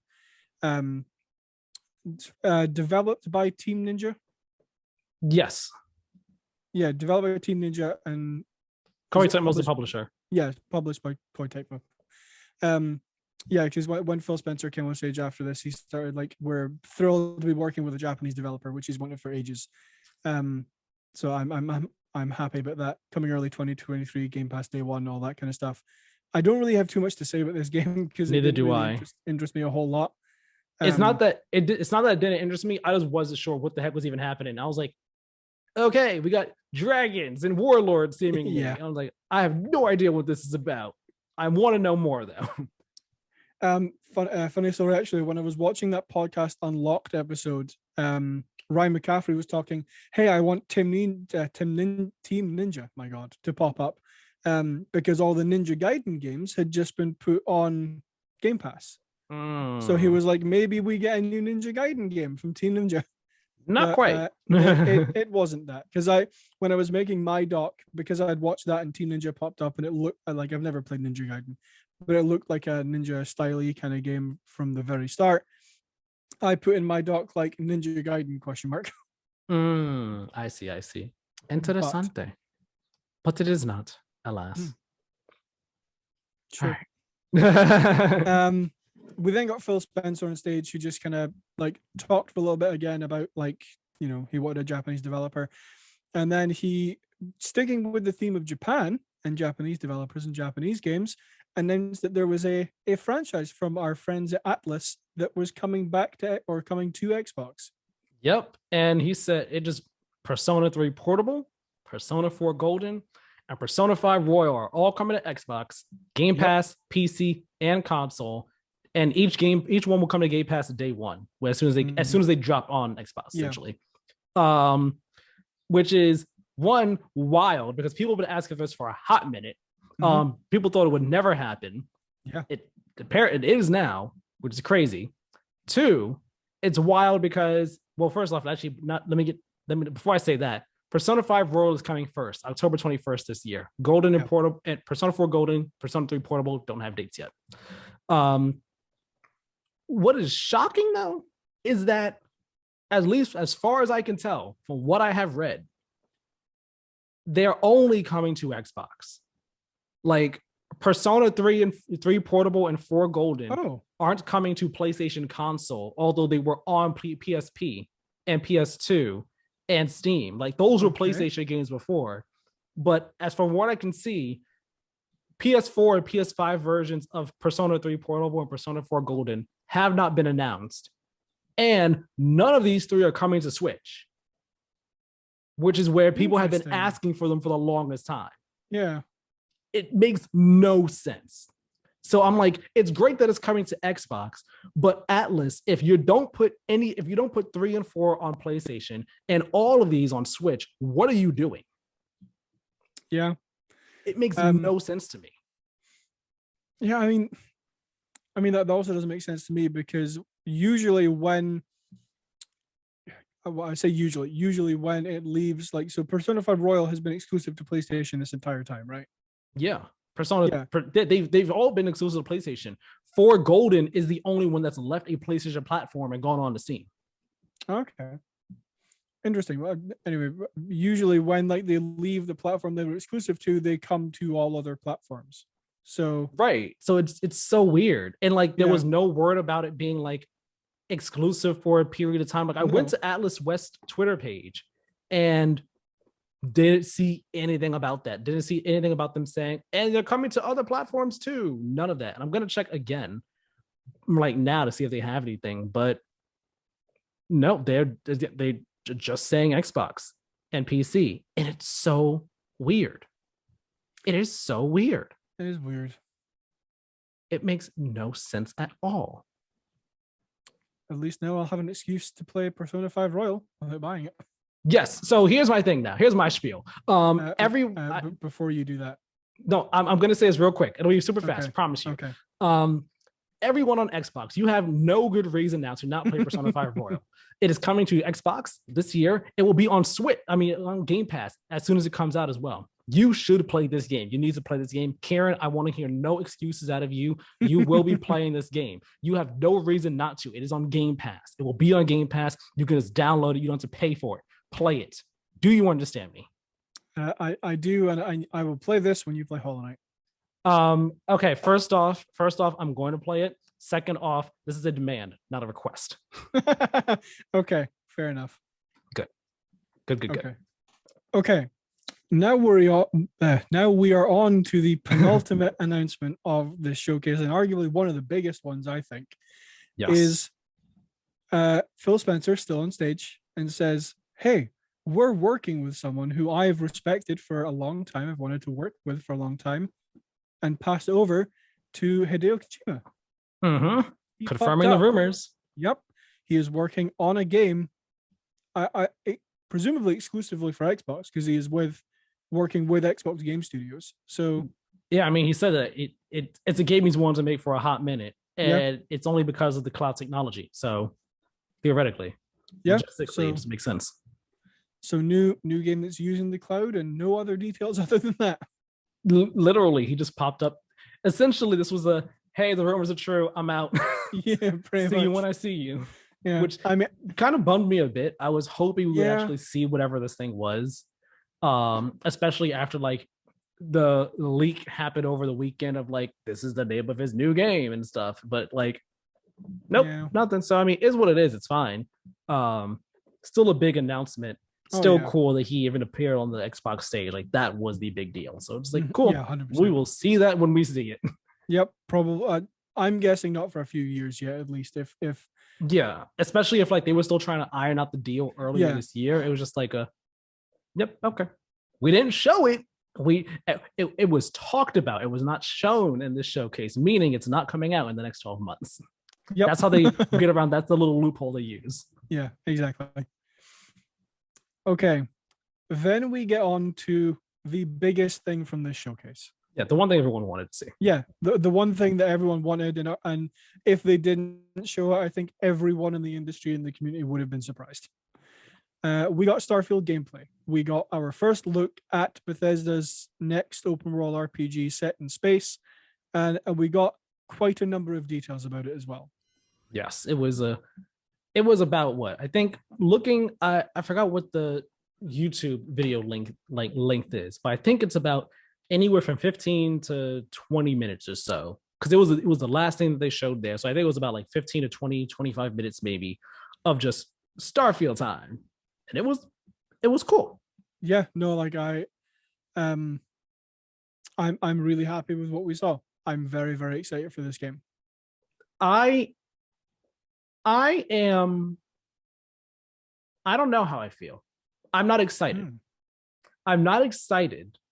I am just like, okay, that looks cool. I want to see more though. And I'm sure we'll get more in detail as we talk about this, but I was watching this and like visually it is definitely a step up from Skyrim and Fallout 4. Of course, it's going to be 100%. I don't know, maybe it wasn't the leap I was hoping it was going to be or thinking it was going to be, but it wasn't as big a leap as I think I might have expected. But still visually looks great, looks good. Yeah. I think though that I like just it didn't wow me the way I thought it was going to. like similar, like the way that Fallout 4's presentation wowed me when I saw that. I was like, whoa, this looks cool. This looks awesome. This looks amazing. Yeah. This, I was just like, okay, this is interesting. This is cool, but it wasn't blowing me away. The combat didn't blow me away. No, I agree with you on that. The spaceship, like the spaceship itself didn't blow me away. The space combat didn't blow me away. Nothing really blew me away. It was more so just like, it is cool to finally be seeing this game. And it's cool that this is, this is the new world, the new universe we're going to be in. Mm-hmm. But it seems like, I guess you could say, Fallout / Skyrim in space. And I guess that's what you would expect, but I guess, like, given that it's coming from Bethesda Game Studios, but maybe I was thinking it would be substantially different from those games. Yeah. And it didn't seem all that substantially different. You follow? Yeah, like I definitely agree with you. Like it doesn't seem fundamentally so different to Fallout or Skyrim that it would be something to blow someone away. But on the other hand, I was very excited by what we saw. I think that this game looks like it is going to be very, very good.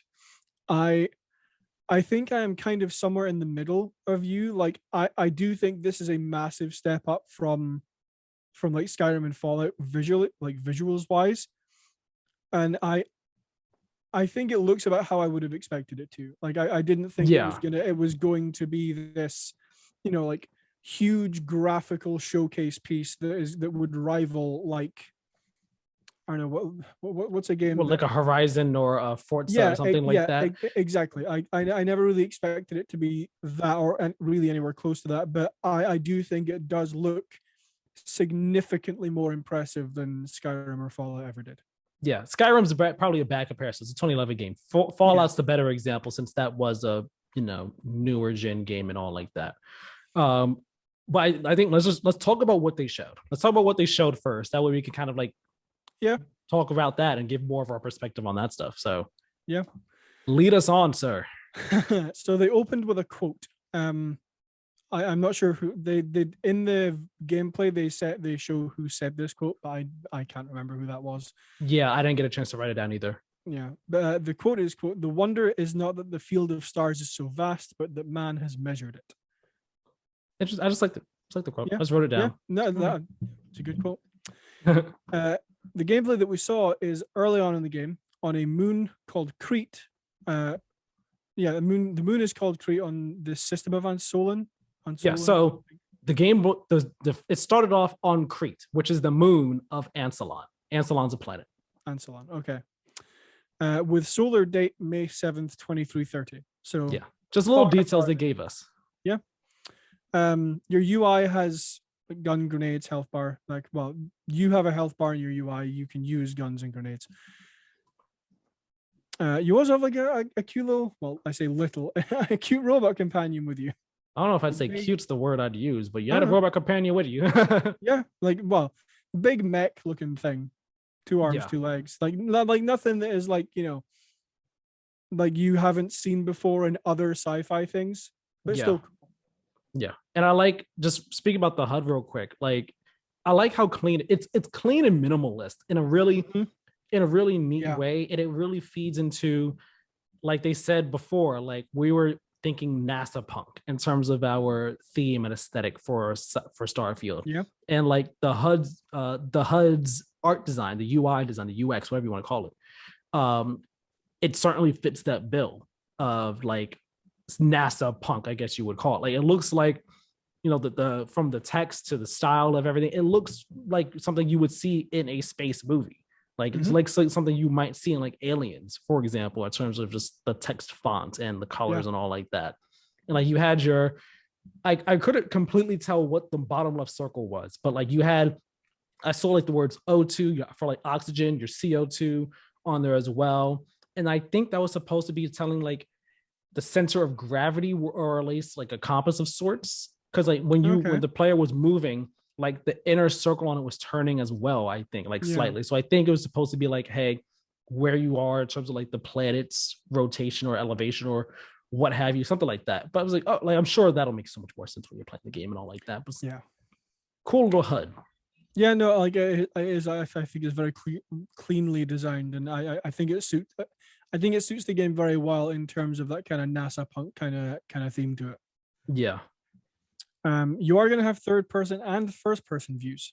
Yes. Of this game, which you have been able to do in any Bethesda game. Yeah. There was something here that I was going to touch on it that I had in my doc is like so you have a scanner that you can use to scan like creatures, plant life, structures, stuff like that. It looks like they ripped it out of No Man's Sky. I'm gonna bring that up again later on. Not that they ripped it out of not that they ripped anything off No Man's Sky, but I'm gonna bring up No Man's Sky later because I have a nice comparison point to it. Yeah, I was also gonna bring up No Man's Sky a little later on as well in terms of another point you have on here. Yeah. But yeah, the scanning stuff, it's interesting. It's cool. Yeah. I like the scanning. And then, we could also mine materials apparently. And one we saw specifically was iron. Like it had the chemical table name for iron, like Fe. Yeah. It's like, we were getting really deep into like space exploration is like at the core of this game. Like it's not like Fallout or Skyrim where the core of the game is, I guess you could say, fulfilling like your fantasy, or your post-apocalypse fantasy. Like at the core of this game, it is exploring space. Yep. And just the journey you get caught up in along the way. Yeah, and that's one of the things that kind of excites me about this game is like Skyrim, it was like fighting dragons coming back. Fallout is fighting these different factions of the wasteland. This one is explore, and that. What were you gonna say? I was gonna say, yeah, like just explore space. Yeah, essentially, that really excites me. While you're exploring space on the moon of Crete, you discover a Crete research lab, which has a bunch of pirates in it. Yep, from the Crimson Fleet.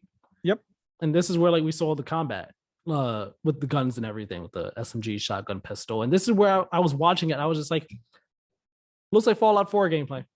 Like in terms of like the combat, like it looks like Fallout, which, I mean, if you like Fallout 4's gunplay, then cool. If you didn't, then you might not really be feeling this. But that's what I was like, okay, looks Fallout in space, kind of, sort of. Yeah, I mean, it's like a lot of the stuff in this is like not necessarily a bad thing, but is like typical Bethesda game software, Bethesda game studios. Like a lot of it is like you have multiple skill trees, you have the combat that is very similar to Fallout 4's gunplay. There are a lot of like similarities, at least in what I saw, to like a typical Bethesda game studios game. Yeah, and I think that's why I wasn't blown away by this. I was expecting this to be I was expecting this to feel, I guess I said it before, but just more unique than Skyrim and Fallout. Like Skyrim and Fallout, of course, made by the same studios, but made by the same studio, of course, different like themes entirely, fantasy, post-apocalypse, sci-fi and all, but they still feel unique and different from one another. Whereas this doesn't feel all that unique or different from Fallout. And I think that was kind of I feel like in my head, that was always going to be a challenge that this game had, to like making itself feel more unique from Fallout, because Fallout is sci-fi. So even though this is in space, this is still sci-fi, just in a completely different realm of sci-fi. Yeah. So like, how are they going to meet that challenge of making it feel distinct from Fallout? And I think it's not going to come down to the combat. It's going to come down to everything else you can do in it. And I think they hinted at it and they showed the promise of it here with this, but in the other aspects where, when we see some of the different planets that you go to, some of the way, like everything you could do with your ship and all like that. And again, the scanning stuff, like that shows like the promise of the potential of what is going to separate Starfield and make it differentiated from Fallout. I think we need to see more to be able to really be like, I am like, this feels like its own unique thing. This is very different. This is not the same. It's not just like this in space. Yeah. Yeah. And I agree with a lot of those points. I think once like people have this in their hands and they're actually playing it, then we can probably make a proper distinction of like, yes, it's different or no, it's not. Yeah. Yeah. And I think, again, it's going to come down to the fact that you are exploring space and fulfilling that type of fantasy. Yeah. And in typical Bethesda fashion, they have found some way to put lockpicking in this game. Digipicks. I saw it. I was like, there you go. It's there. Yeah. I mean, don't get me wrong. I think it looks really cool, and I think like it is different from like Fallout or Elder Scrolls lockpicking, because there you just have like one thing you have to find the tumble and turn, whereas this one you have multiple stages to the lockpick, which I thought was like something they're doing differently than they've done before, which I thought was cool, I guess. It reminded me of actually Oblivion's lockpick system. If you ever played Oblivion, it was you had a key and you had to bump the key up against the different points in the in the keyhole. So it wasn't just a turn, and it was there was a bit more depth to it, a bit more like time with it. So it reminded me a bit of that, kind of sort of. Yeah.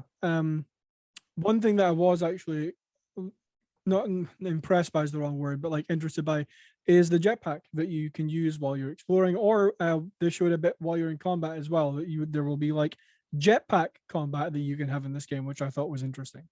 Yeah, it's neat. It's just like, all right, cool, got a little jetpack, also maneuverability and stuff. Then Todd Howard came back on and he started talking about like, once you've done like a few encounters in the game, once you're a little bit into it, then you were invited to join Constellation, which is the like main guild you join in this game, for lack of a better term, who their entire focus is the exploration of space.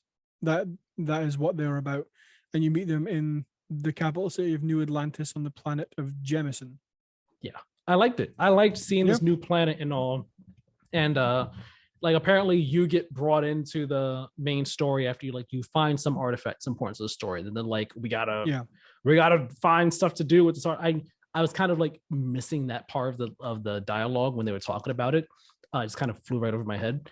But when we got to New Atlantis, we see the planet and the people walking around and the guards roaming around. I was just like, I want to play this game. And this is when I was getting excited again, because like even though it just looks so much like their other games, seeing a new Bethesda world and knowing just how much I love just getting lost in the world of Skyrim and how much I love getting lost in the world of Fallout, I was just like, I want to get lost. Just land on a planet and just walk around. It's New Atlantis, walk around the city, see what the vibe is like here and everything. And I felt the same way when we saw later in the trailer, you see shots of like different cities on different planets and all, like one look like slummy, one look like different places. I was like, oh my God, all these different planets are going to have these different cities. And I just want to get lost in them and everything like that. That really excited me about the game. And I think that's what excites me most about Bethesda games, their big RPGs, is just the worlds they create and how you can just really become immersed in them. That excites me more than the gameplay. And I think like it delivered on the world universe aspect and didn't fully hit the mark for me with the gameplay aspect with this presentation here. Yeah. I think this was the part of the trailer that like really got me hooked. Was just seeing all of these different things or all these different planets and cities and people that you're going to talk to, and I'm really interested to see how like alive these cities are going to feel. Because like it kind of like brings me back to leading up to the release of Cyberpunk with like, okay, how alive is Night City going to feel?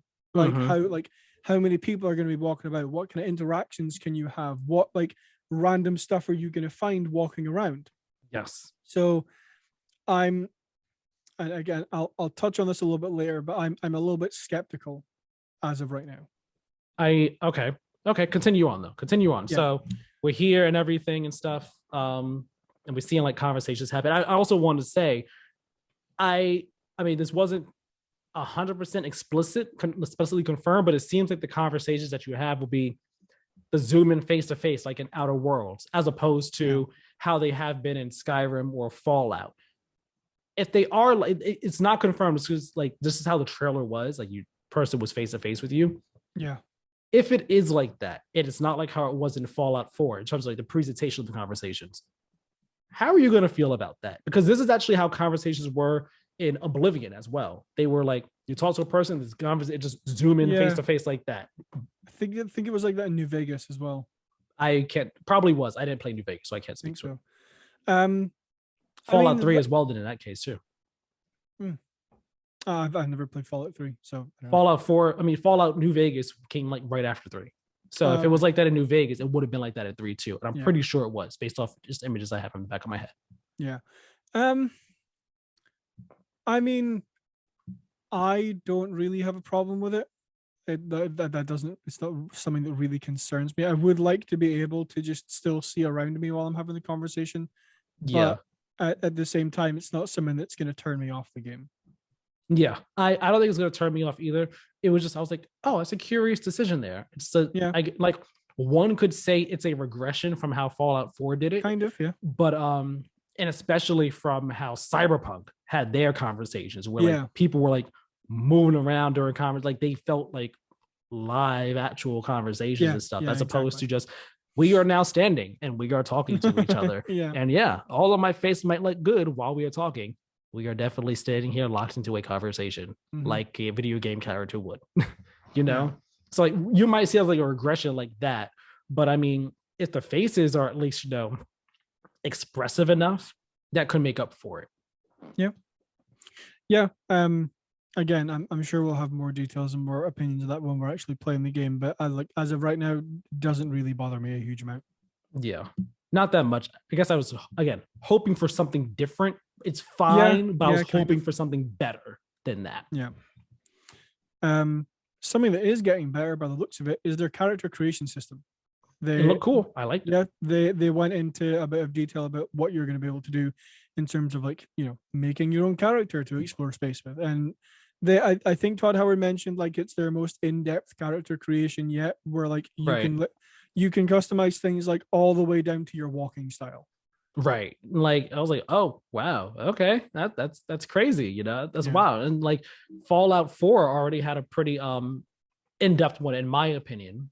Granted, like that was more so just with the face. I don't know how much it has to do with the body. I forgot. It's been a while since I played it.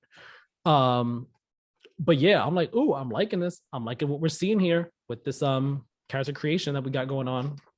Yeah, I'm not actually that big into character creation. Like I don't take it super seriously. I'll just get something as close to what I'm picturing in my head as possible and then go about my game. But I don't spend, you know, like one of my friends actually usually spends like an hour creating their character when they start a new RPG. See, for me, it depends on the game. If the character creation tools are intuitive to use, I will spend a hot minute in there trying to make it look as much like the way I want it to as I can.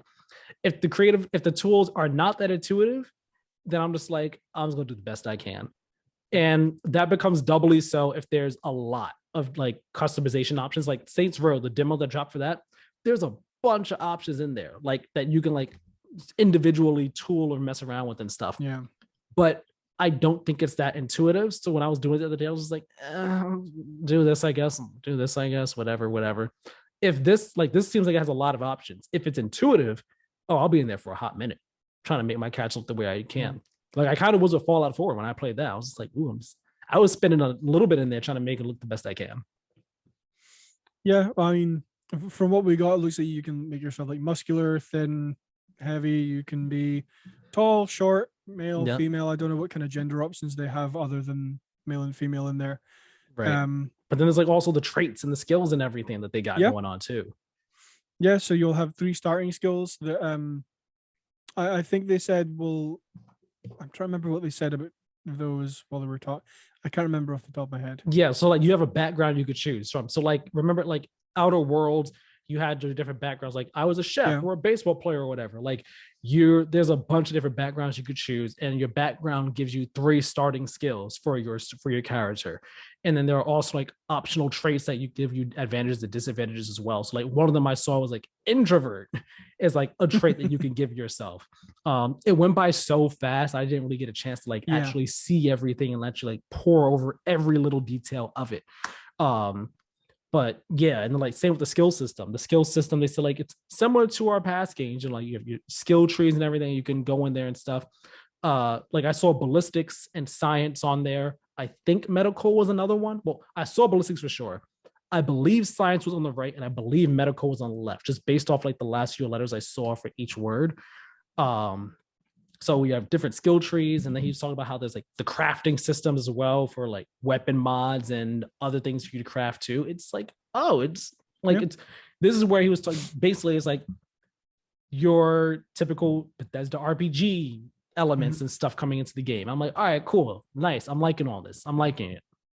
Yeah, and it looks like they're expanding on their like building mechanics in Fallout 4 as well, because you can build your own bases, and like they did like a I think this is how it's going to be in the actual game, but it's basically like a top-down overview. You can add on like rooms and extensions and stuff, and like it looks like you can go fairly in depth with like building your own bases and outposts. And you, from the sounds of it, you can build them anywhere you want to. Yeah, and I'm not gonna lie, when I saw that, I was like, this looks so much better than Fallout 4's, which made me think to myself, was Fallout 4's just a testing bed or like for see how they could do it to get it for their next big game? Because like Fallout 4, it's been a while since I did it, but I think like you did it all like at ground level. Like you just moved your character around and like to play stuff. It wasn't like over the top, which made it like difficult. And it wasn't that like the most intuitive thing to do as and all. And it also wasn't that fun per se too. I mean, I enjoyed it a fair amount and stuff, but this just looks like it's far more intuitive, far more enjoyable. And I'm just like, ooh, I'm liking that. And then you can, like they said, you could hire people to like run it for you and everything. I'm just like, that is so cool. You can make your outposts like living, breathing places. It just seems like a more evolved version of Fallout 4's building system. Yeah, 100%. One thing I'm far more excited about than base building is ship building. Because they confirmed and like they showed off a fairly in-depth way you can customize your ship down, like by the looks of it, down to the nuts and bolts essentially. Yeah, like specific parts and colors and stuff. Yeah, so like you can literally choose parts, you can choose where they go, you can choose the look, the shape, the build of your ship. It looks really, really cool, and I can't wait to do that, because that's something I was wondering is like, are you actually going to be able to fly around in space and stuff? And you can. You have full-on combat in space. You can actually like customizing of the look of your ship isn't just to have that look appear in like a couple of cutscenes or something. It's not a vanity thing. Exactly. It's actually like it will fundamentally change how you play the game when you are like flying around in space and stuff, because you'll have, you know, like I assume it'll change, you know, like your firepower or your fuel or your, you know, maneuverability, stuff like that, depending on how you have your ship laid out. Yeah. Like that was cool. When he started talking about being able to customize, I was like, oh my gosh, the customization options are going to be so daunting. But I'm gonna want to make my ship the best I can. And then it was like you could choose your crew members too to have. I'm like, I could have crew members on the ship. Yeah, that's awesome. So like I wonder, you know, are they just going to be, you know, NPCs that just move around the ship and do stuff in there? Like I wonder how in depth they'll be doing stuff on the ship, like how substantial their role as crew members will be. And I wonder like if there'll be any, like if they'll have any storylines for your crew members as well, like for you to like get involved in this stuff. I would imagine there would be, since it is a Bethesda game, you never know. But the space combat, I like the idea of it. It looked fine. Like I think that's the one thing I say. All the combat stuff looked fine. Like it didn't look like the on the ground gun combat again looked like Fallout 4 gun combat. Nothing too wild or crazy there, barring the jetpack. The space combat different, but it didn't. I wasn't like, whoa, this is so cool. I was just like, Okay, cool. Okay, cool. Nice. Neat. You have the cockpit view and the third person view for the ship as well. Mhm. So there's that. I was like, all right, cool. That's neat. I hope that actually feels good to do that. Yeah, so do I. That's like one thing I do hope they take from No Man's Sky is the in space combat, because No Man's Sky does that really well. I've never played No Man's Sky, so I can't say. But kind of similar to No Man's Sky, they're going to have a buttload of planets. Yes. You can land and explore anywhere on planets in the various systems in the game. They have over 1,000 planets, which is insane. Which is the thing that makes me skeptical, because I can understand. The thing I don't like about No Man's Sky is that, yes, you have so many planets to explore and so much to do and blah blah blah, but when you actually get to the planet, it feels kind of empty. Like it's basically just walk around, mine some stuff, and leave. There's not really anything to do on the planet other than mine.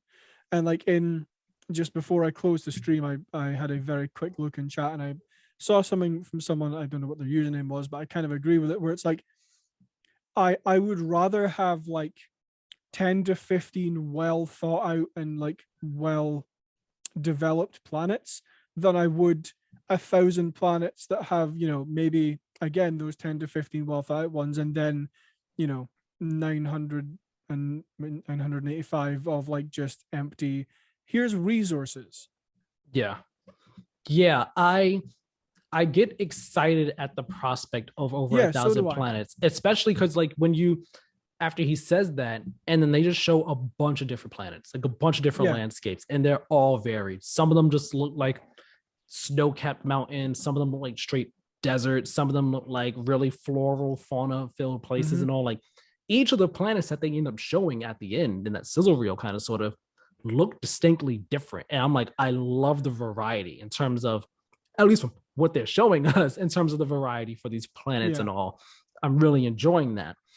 Some of them did look straight up empty. Like again, like the frozen wasteland one looked empty, but it gets me excited the potential of, all right, here's a new planet.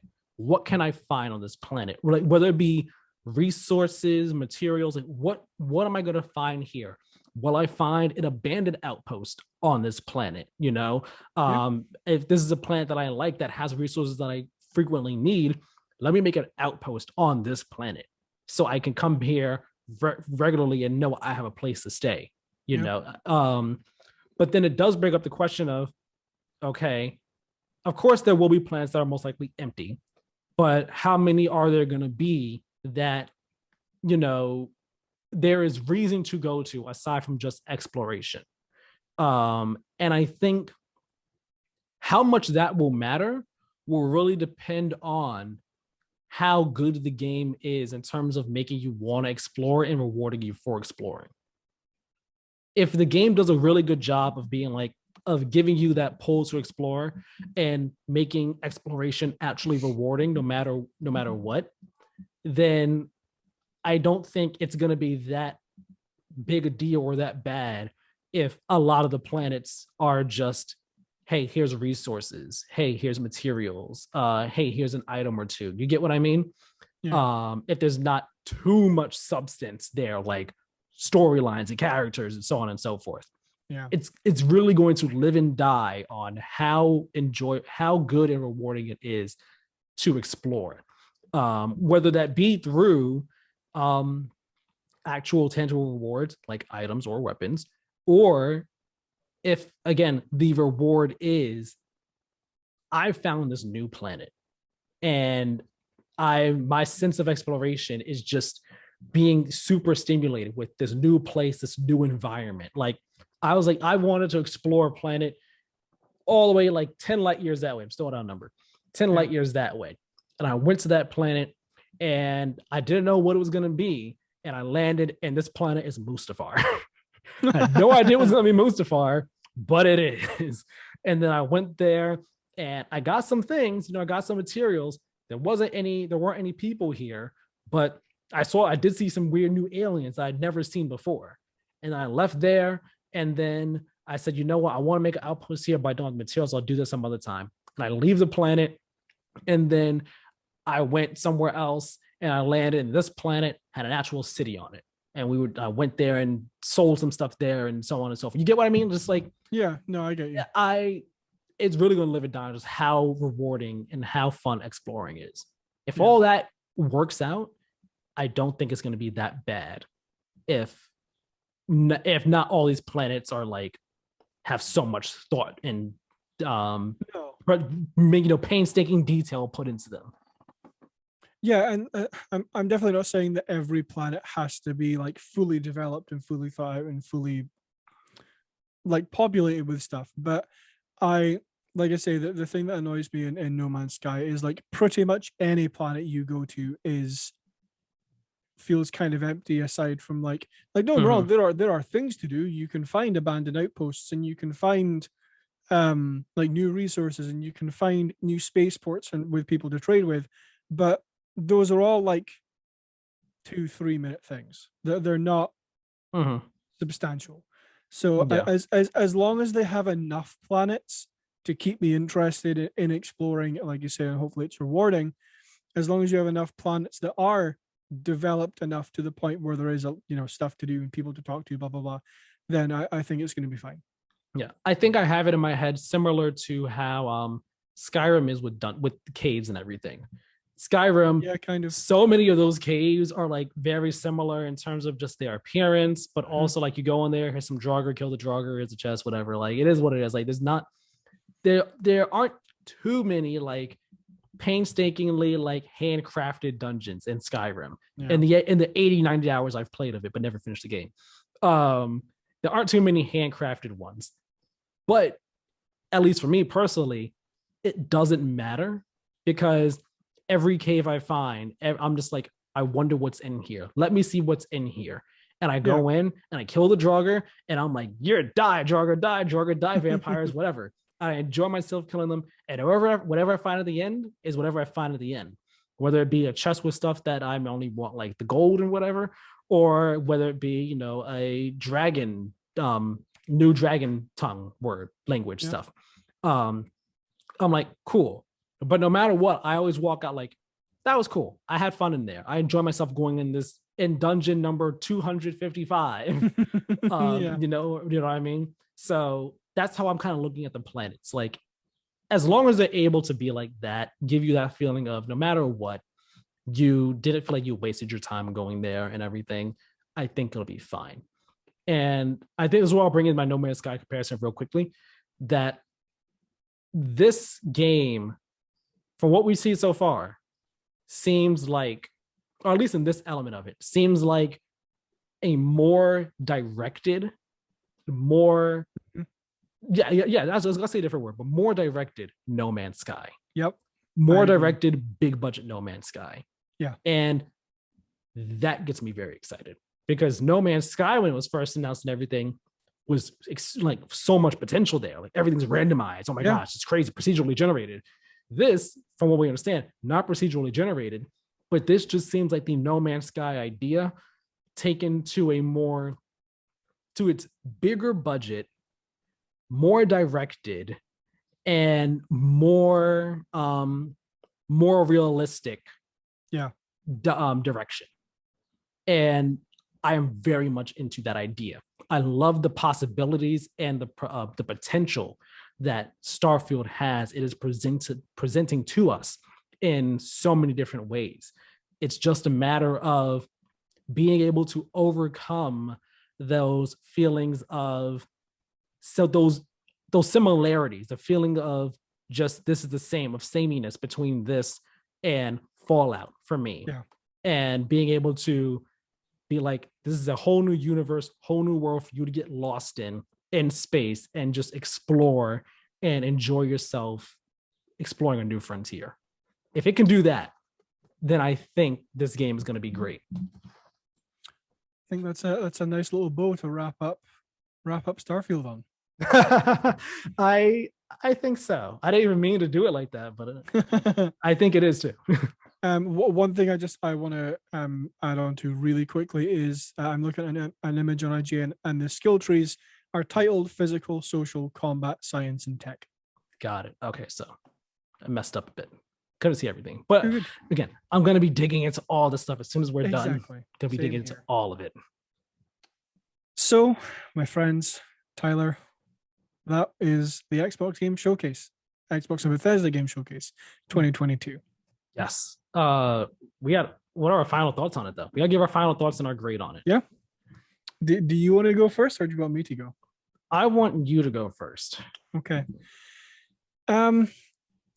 So like I said at the top, I think this was a very, very strong showcase. I think they showed like the thing that I came away thinking when it finished was like, this had everything. Like I think the showcase had something for everyone in here. Like whether you're a fan of, they had a horror game in here, right? Scorn. Yeah.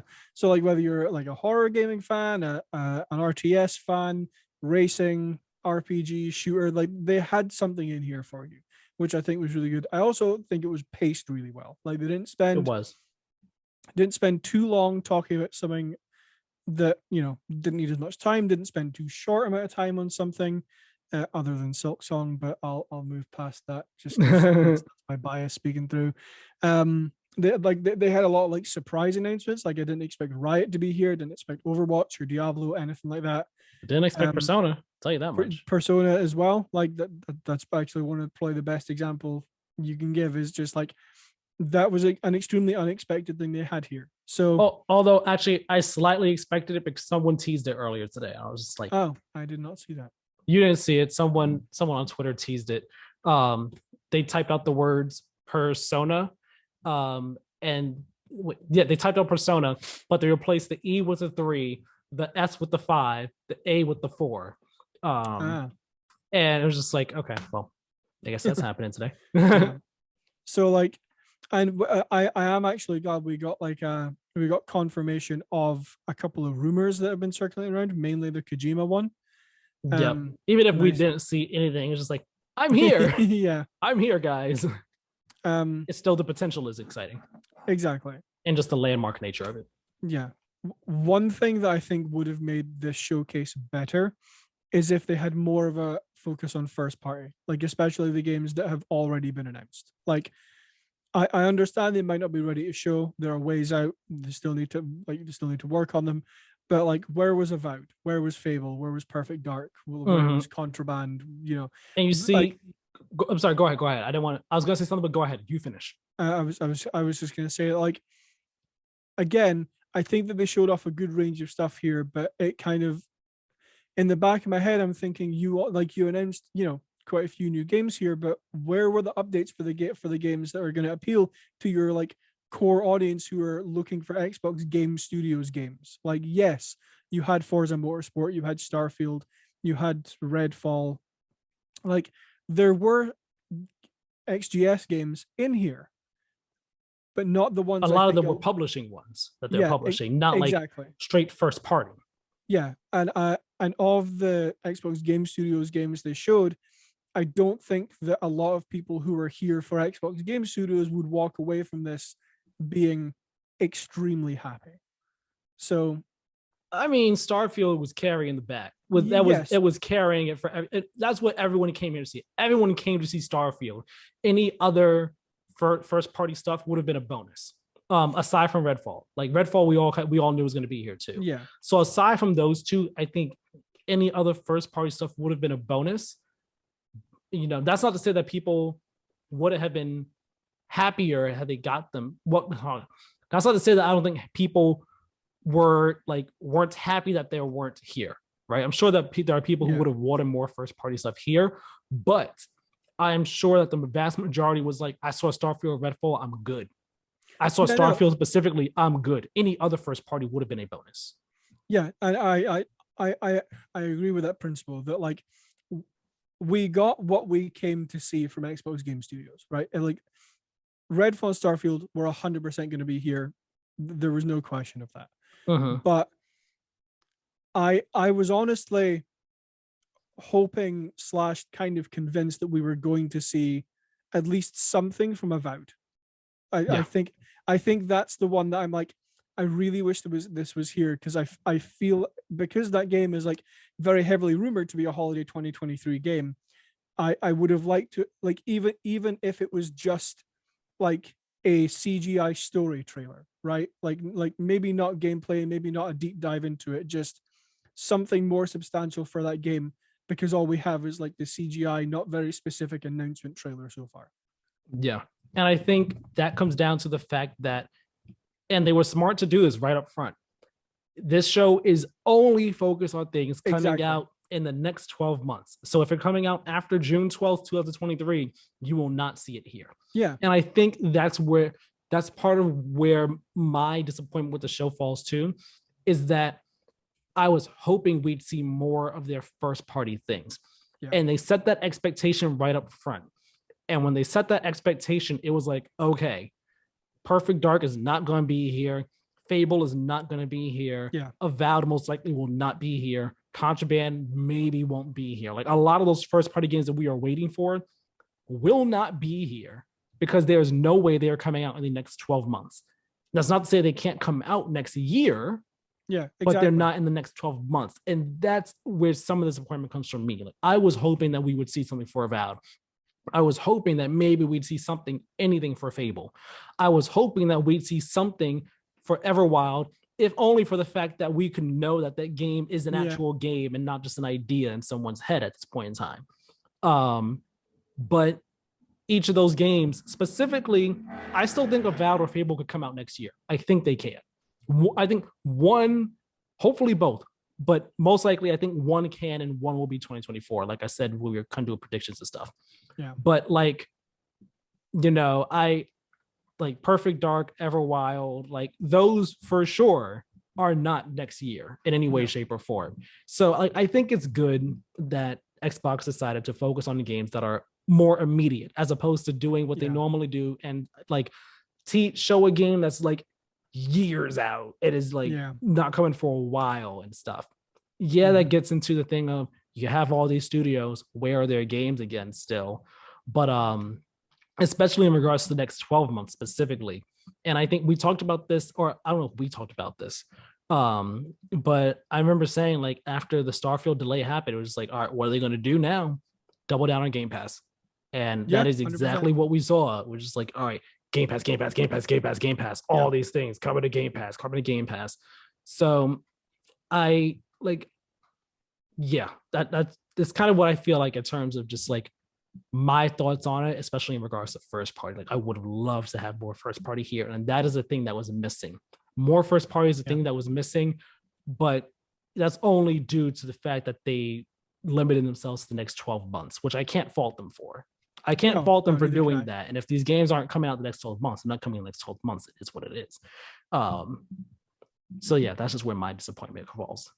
Yeah. And the last thing I'll say before I give my rating is I honestly think this was their smartest showcase because they don't have any, or at least before the showcase started, they didn't have any first party games coming out this year. I mean, none. They still kind of don't.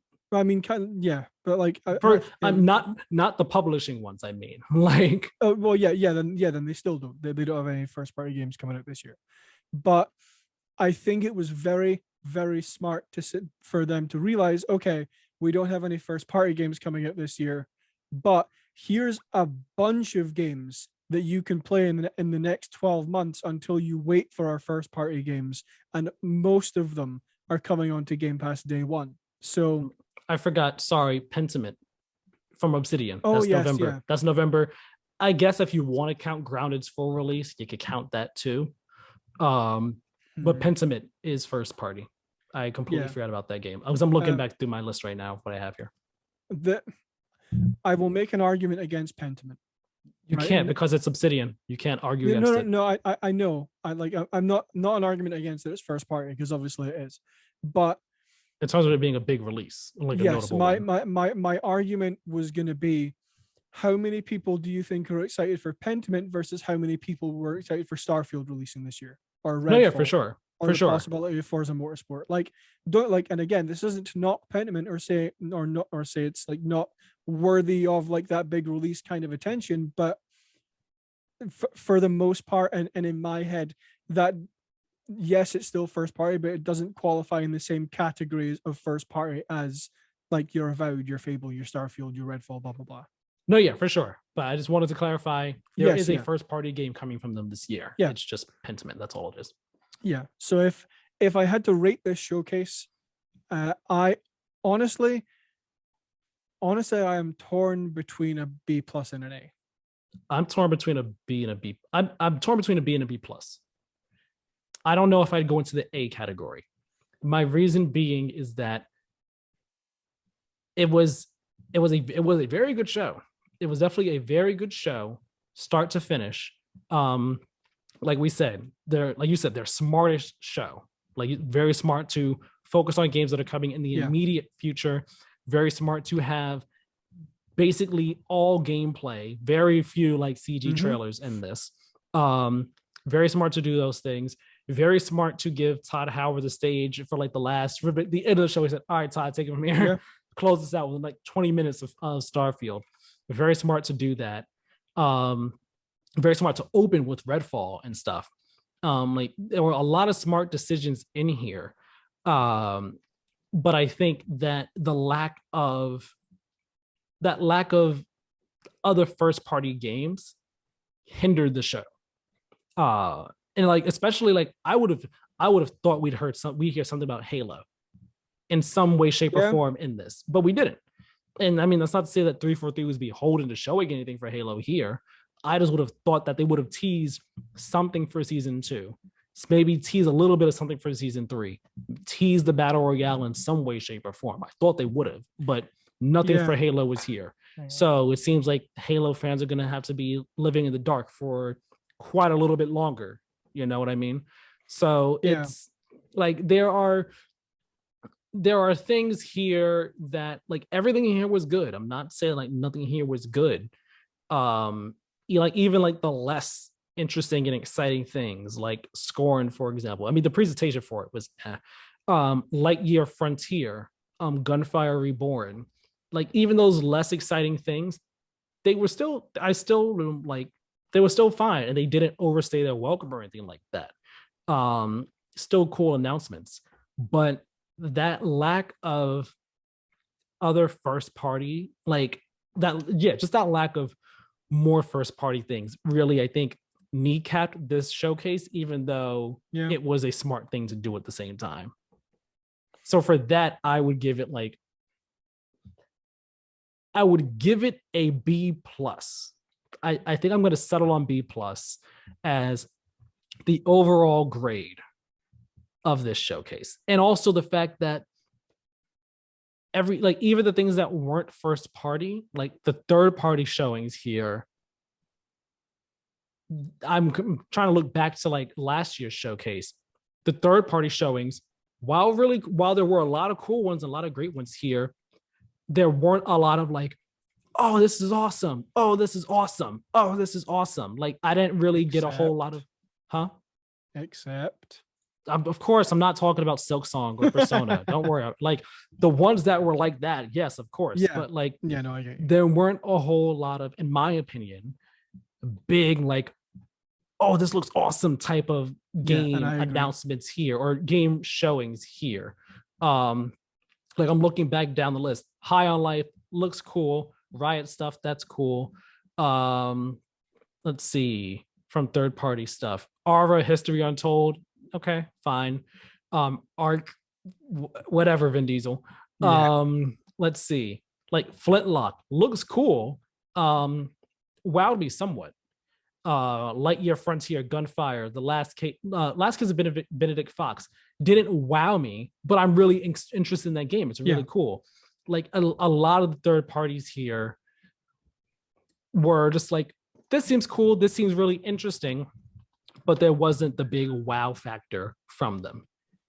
You get what I mean? I guess this showcase had a similar problem to Jeff Keighley's Summer Games Fest in that a lot of the games here a lot of the third parties weren't necessarily exciting, but they were very interesting. But I liked them more than I did the ones that we saw at Jeff Keighley's, if you get what I mean. I agree. And then there were also like the first parties to kind of like help carry the weight of this showcase too. Yeah. And I I think what they did announce for first party, like even though they might not be huge, like the latest Sea of Thieves update, or Ground, you could argue for Grounded 1.0 launching, or Pentiment, or like the stuff they showed off for like Minecraft Legends or Forza Horizon 5 or Forza Motorsport. Like I think that did enough to satiate a lot of people. I think that was, I think they chose very well in what they showed at this showcase, even though yes, it's not your like massive high profile first party outside of obviously Redfall and Starfield. It's still substantial updates for the people who play those games, and like the people who are watching this will get very excited. Like I'm very sure that at least to me, that the one that kind of made the most impact to the community that I can think of would be the Sea of Thieves one, because they have been asking for those features for so long. Yeah. So yeah, I think overall I would give it a B plus. I definitely enjoyed it. What we saw here, it all looked really cool. It just lacked more first party and lacked more heavy hitters. Yeah. I think that's what it really comes down to. Yeah, and I somewhat agree with you on that. Those are my thoughts on it. E2. So I guess that will conclude episode 62 of the Play to Win podcast. Yep, it will. Thank you all very much for watching. Check out our website, playtowaygames.wordpress.com, where you will, you can see our written reviews as well as our review guide. We post when podcast episodes go up, or you can check out the About Us sections if you want to. I don't know. Good stuff over there. Let me open up the actual doc, since I've forgotten what I meant to be talking about. The social media. Yeah, you can subscribe to us on YouTube and podcast services, and take the notification bell if you are on YouTube, so you know when new videos go live. New podcast episodes every Monday. You get 2 today. Spoiler this week. Yeah. Subscribe on YouTube and podcast services. It's all very much appreciated. It greatly helps us out with algorithms and platforms and so. Specifically, if you like the video on YouTube, leave us comments. Let us know in the comments section what your favorite thing from the showcase was today, and let us know your thoughts on everything: Starfield, Redfall, everything. Let us know your thoughts on this showcase, and leave those 5-star reviews on podcast services, because that helps us out a lot. It does, as does following us on Twitter and Instagram at Play to Win Game. Helps us out with, stuff over there too. You'll get updates on the show, any other stuff that we post over there. One of us might talk about what game we're playing or something like that. I don't know. We'll see. Time will tell. Tyler, where can people find you? You could find me on Twitter at TylerMiller2496, where I will be talking about, any games I'm playing. I'll probably be talking about the Xbox showcase on Twitter a bit this week as well, and any other showcases and games and stuff that gets announced, in addition to other movies and anime and shows that I'm watching. So feel free to hit me up over there. And you can find me on Twitter at Badlynet, BADLYNET, all one word. Talk about some stuff. Like I said, or for episode 61, there's no real continuity or anything on my Twitter. It's just whatever I feel like tweeting in the moment. So follow me if you like. Thanks all very much for watching. Hope you enjoyed the Xbox and Bethesda game showcase, and we will see you next Monday for what should be a regular podcast episode, if there's no Nintendo Treehouse Live or something announced. We will see what happens. Whatever happens. Yep. Have a great one. See y'all there.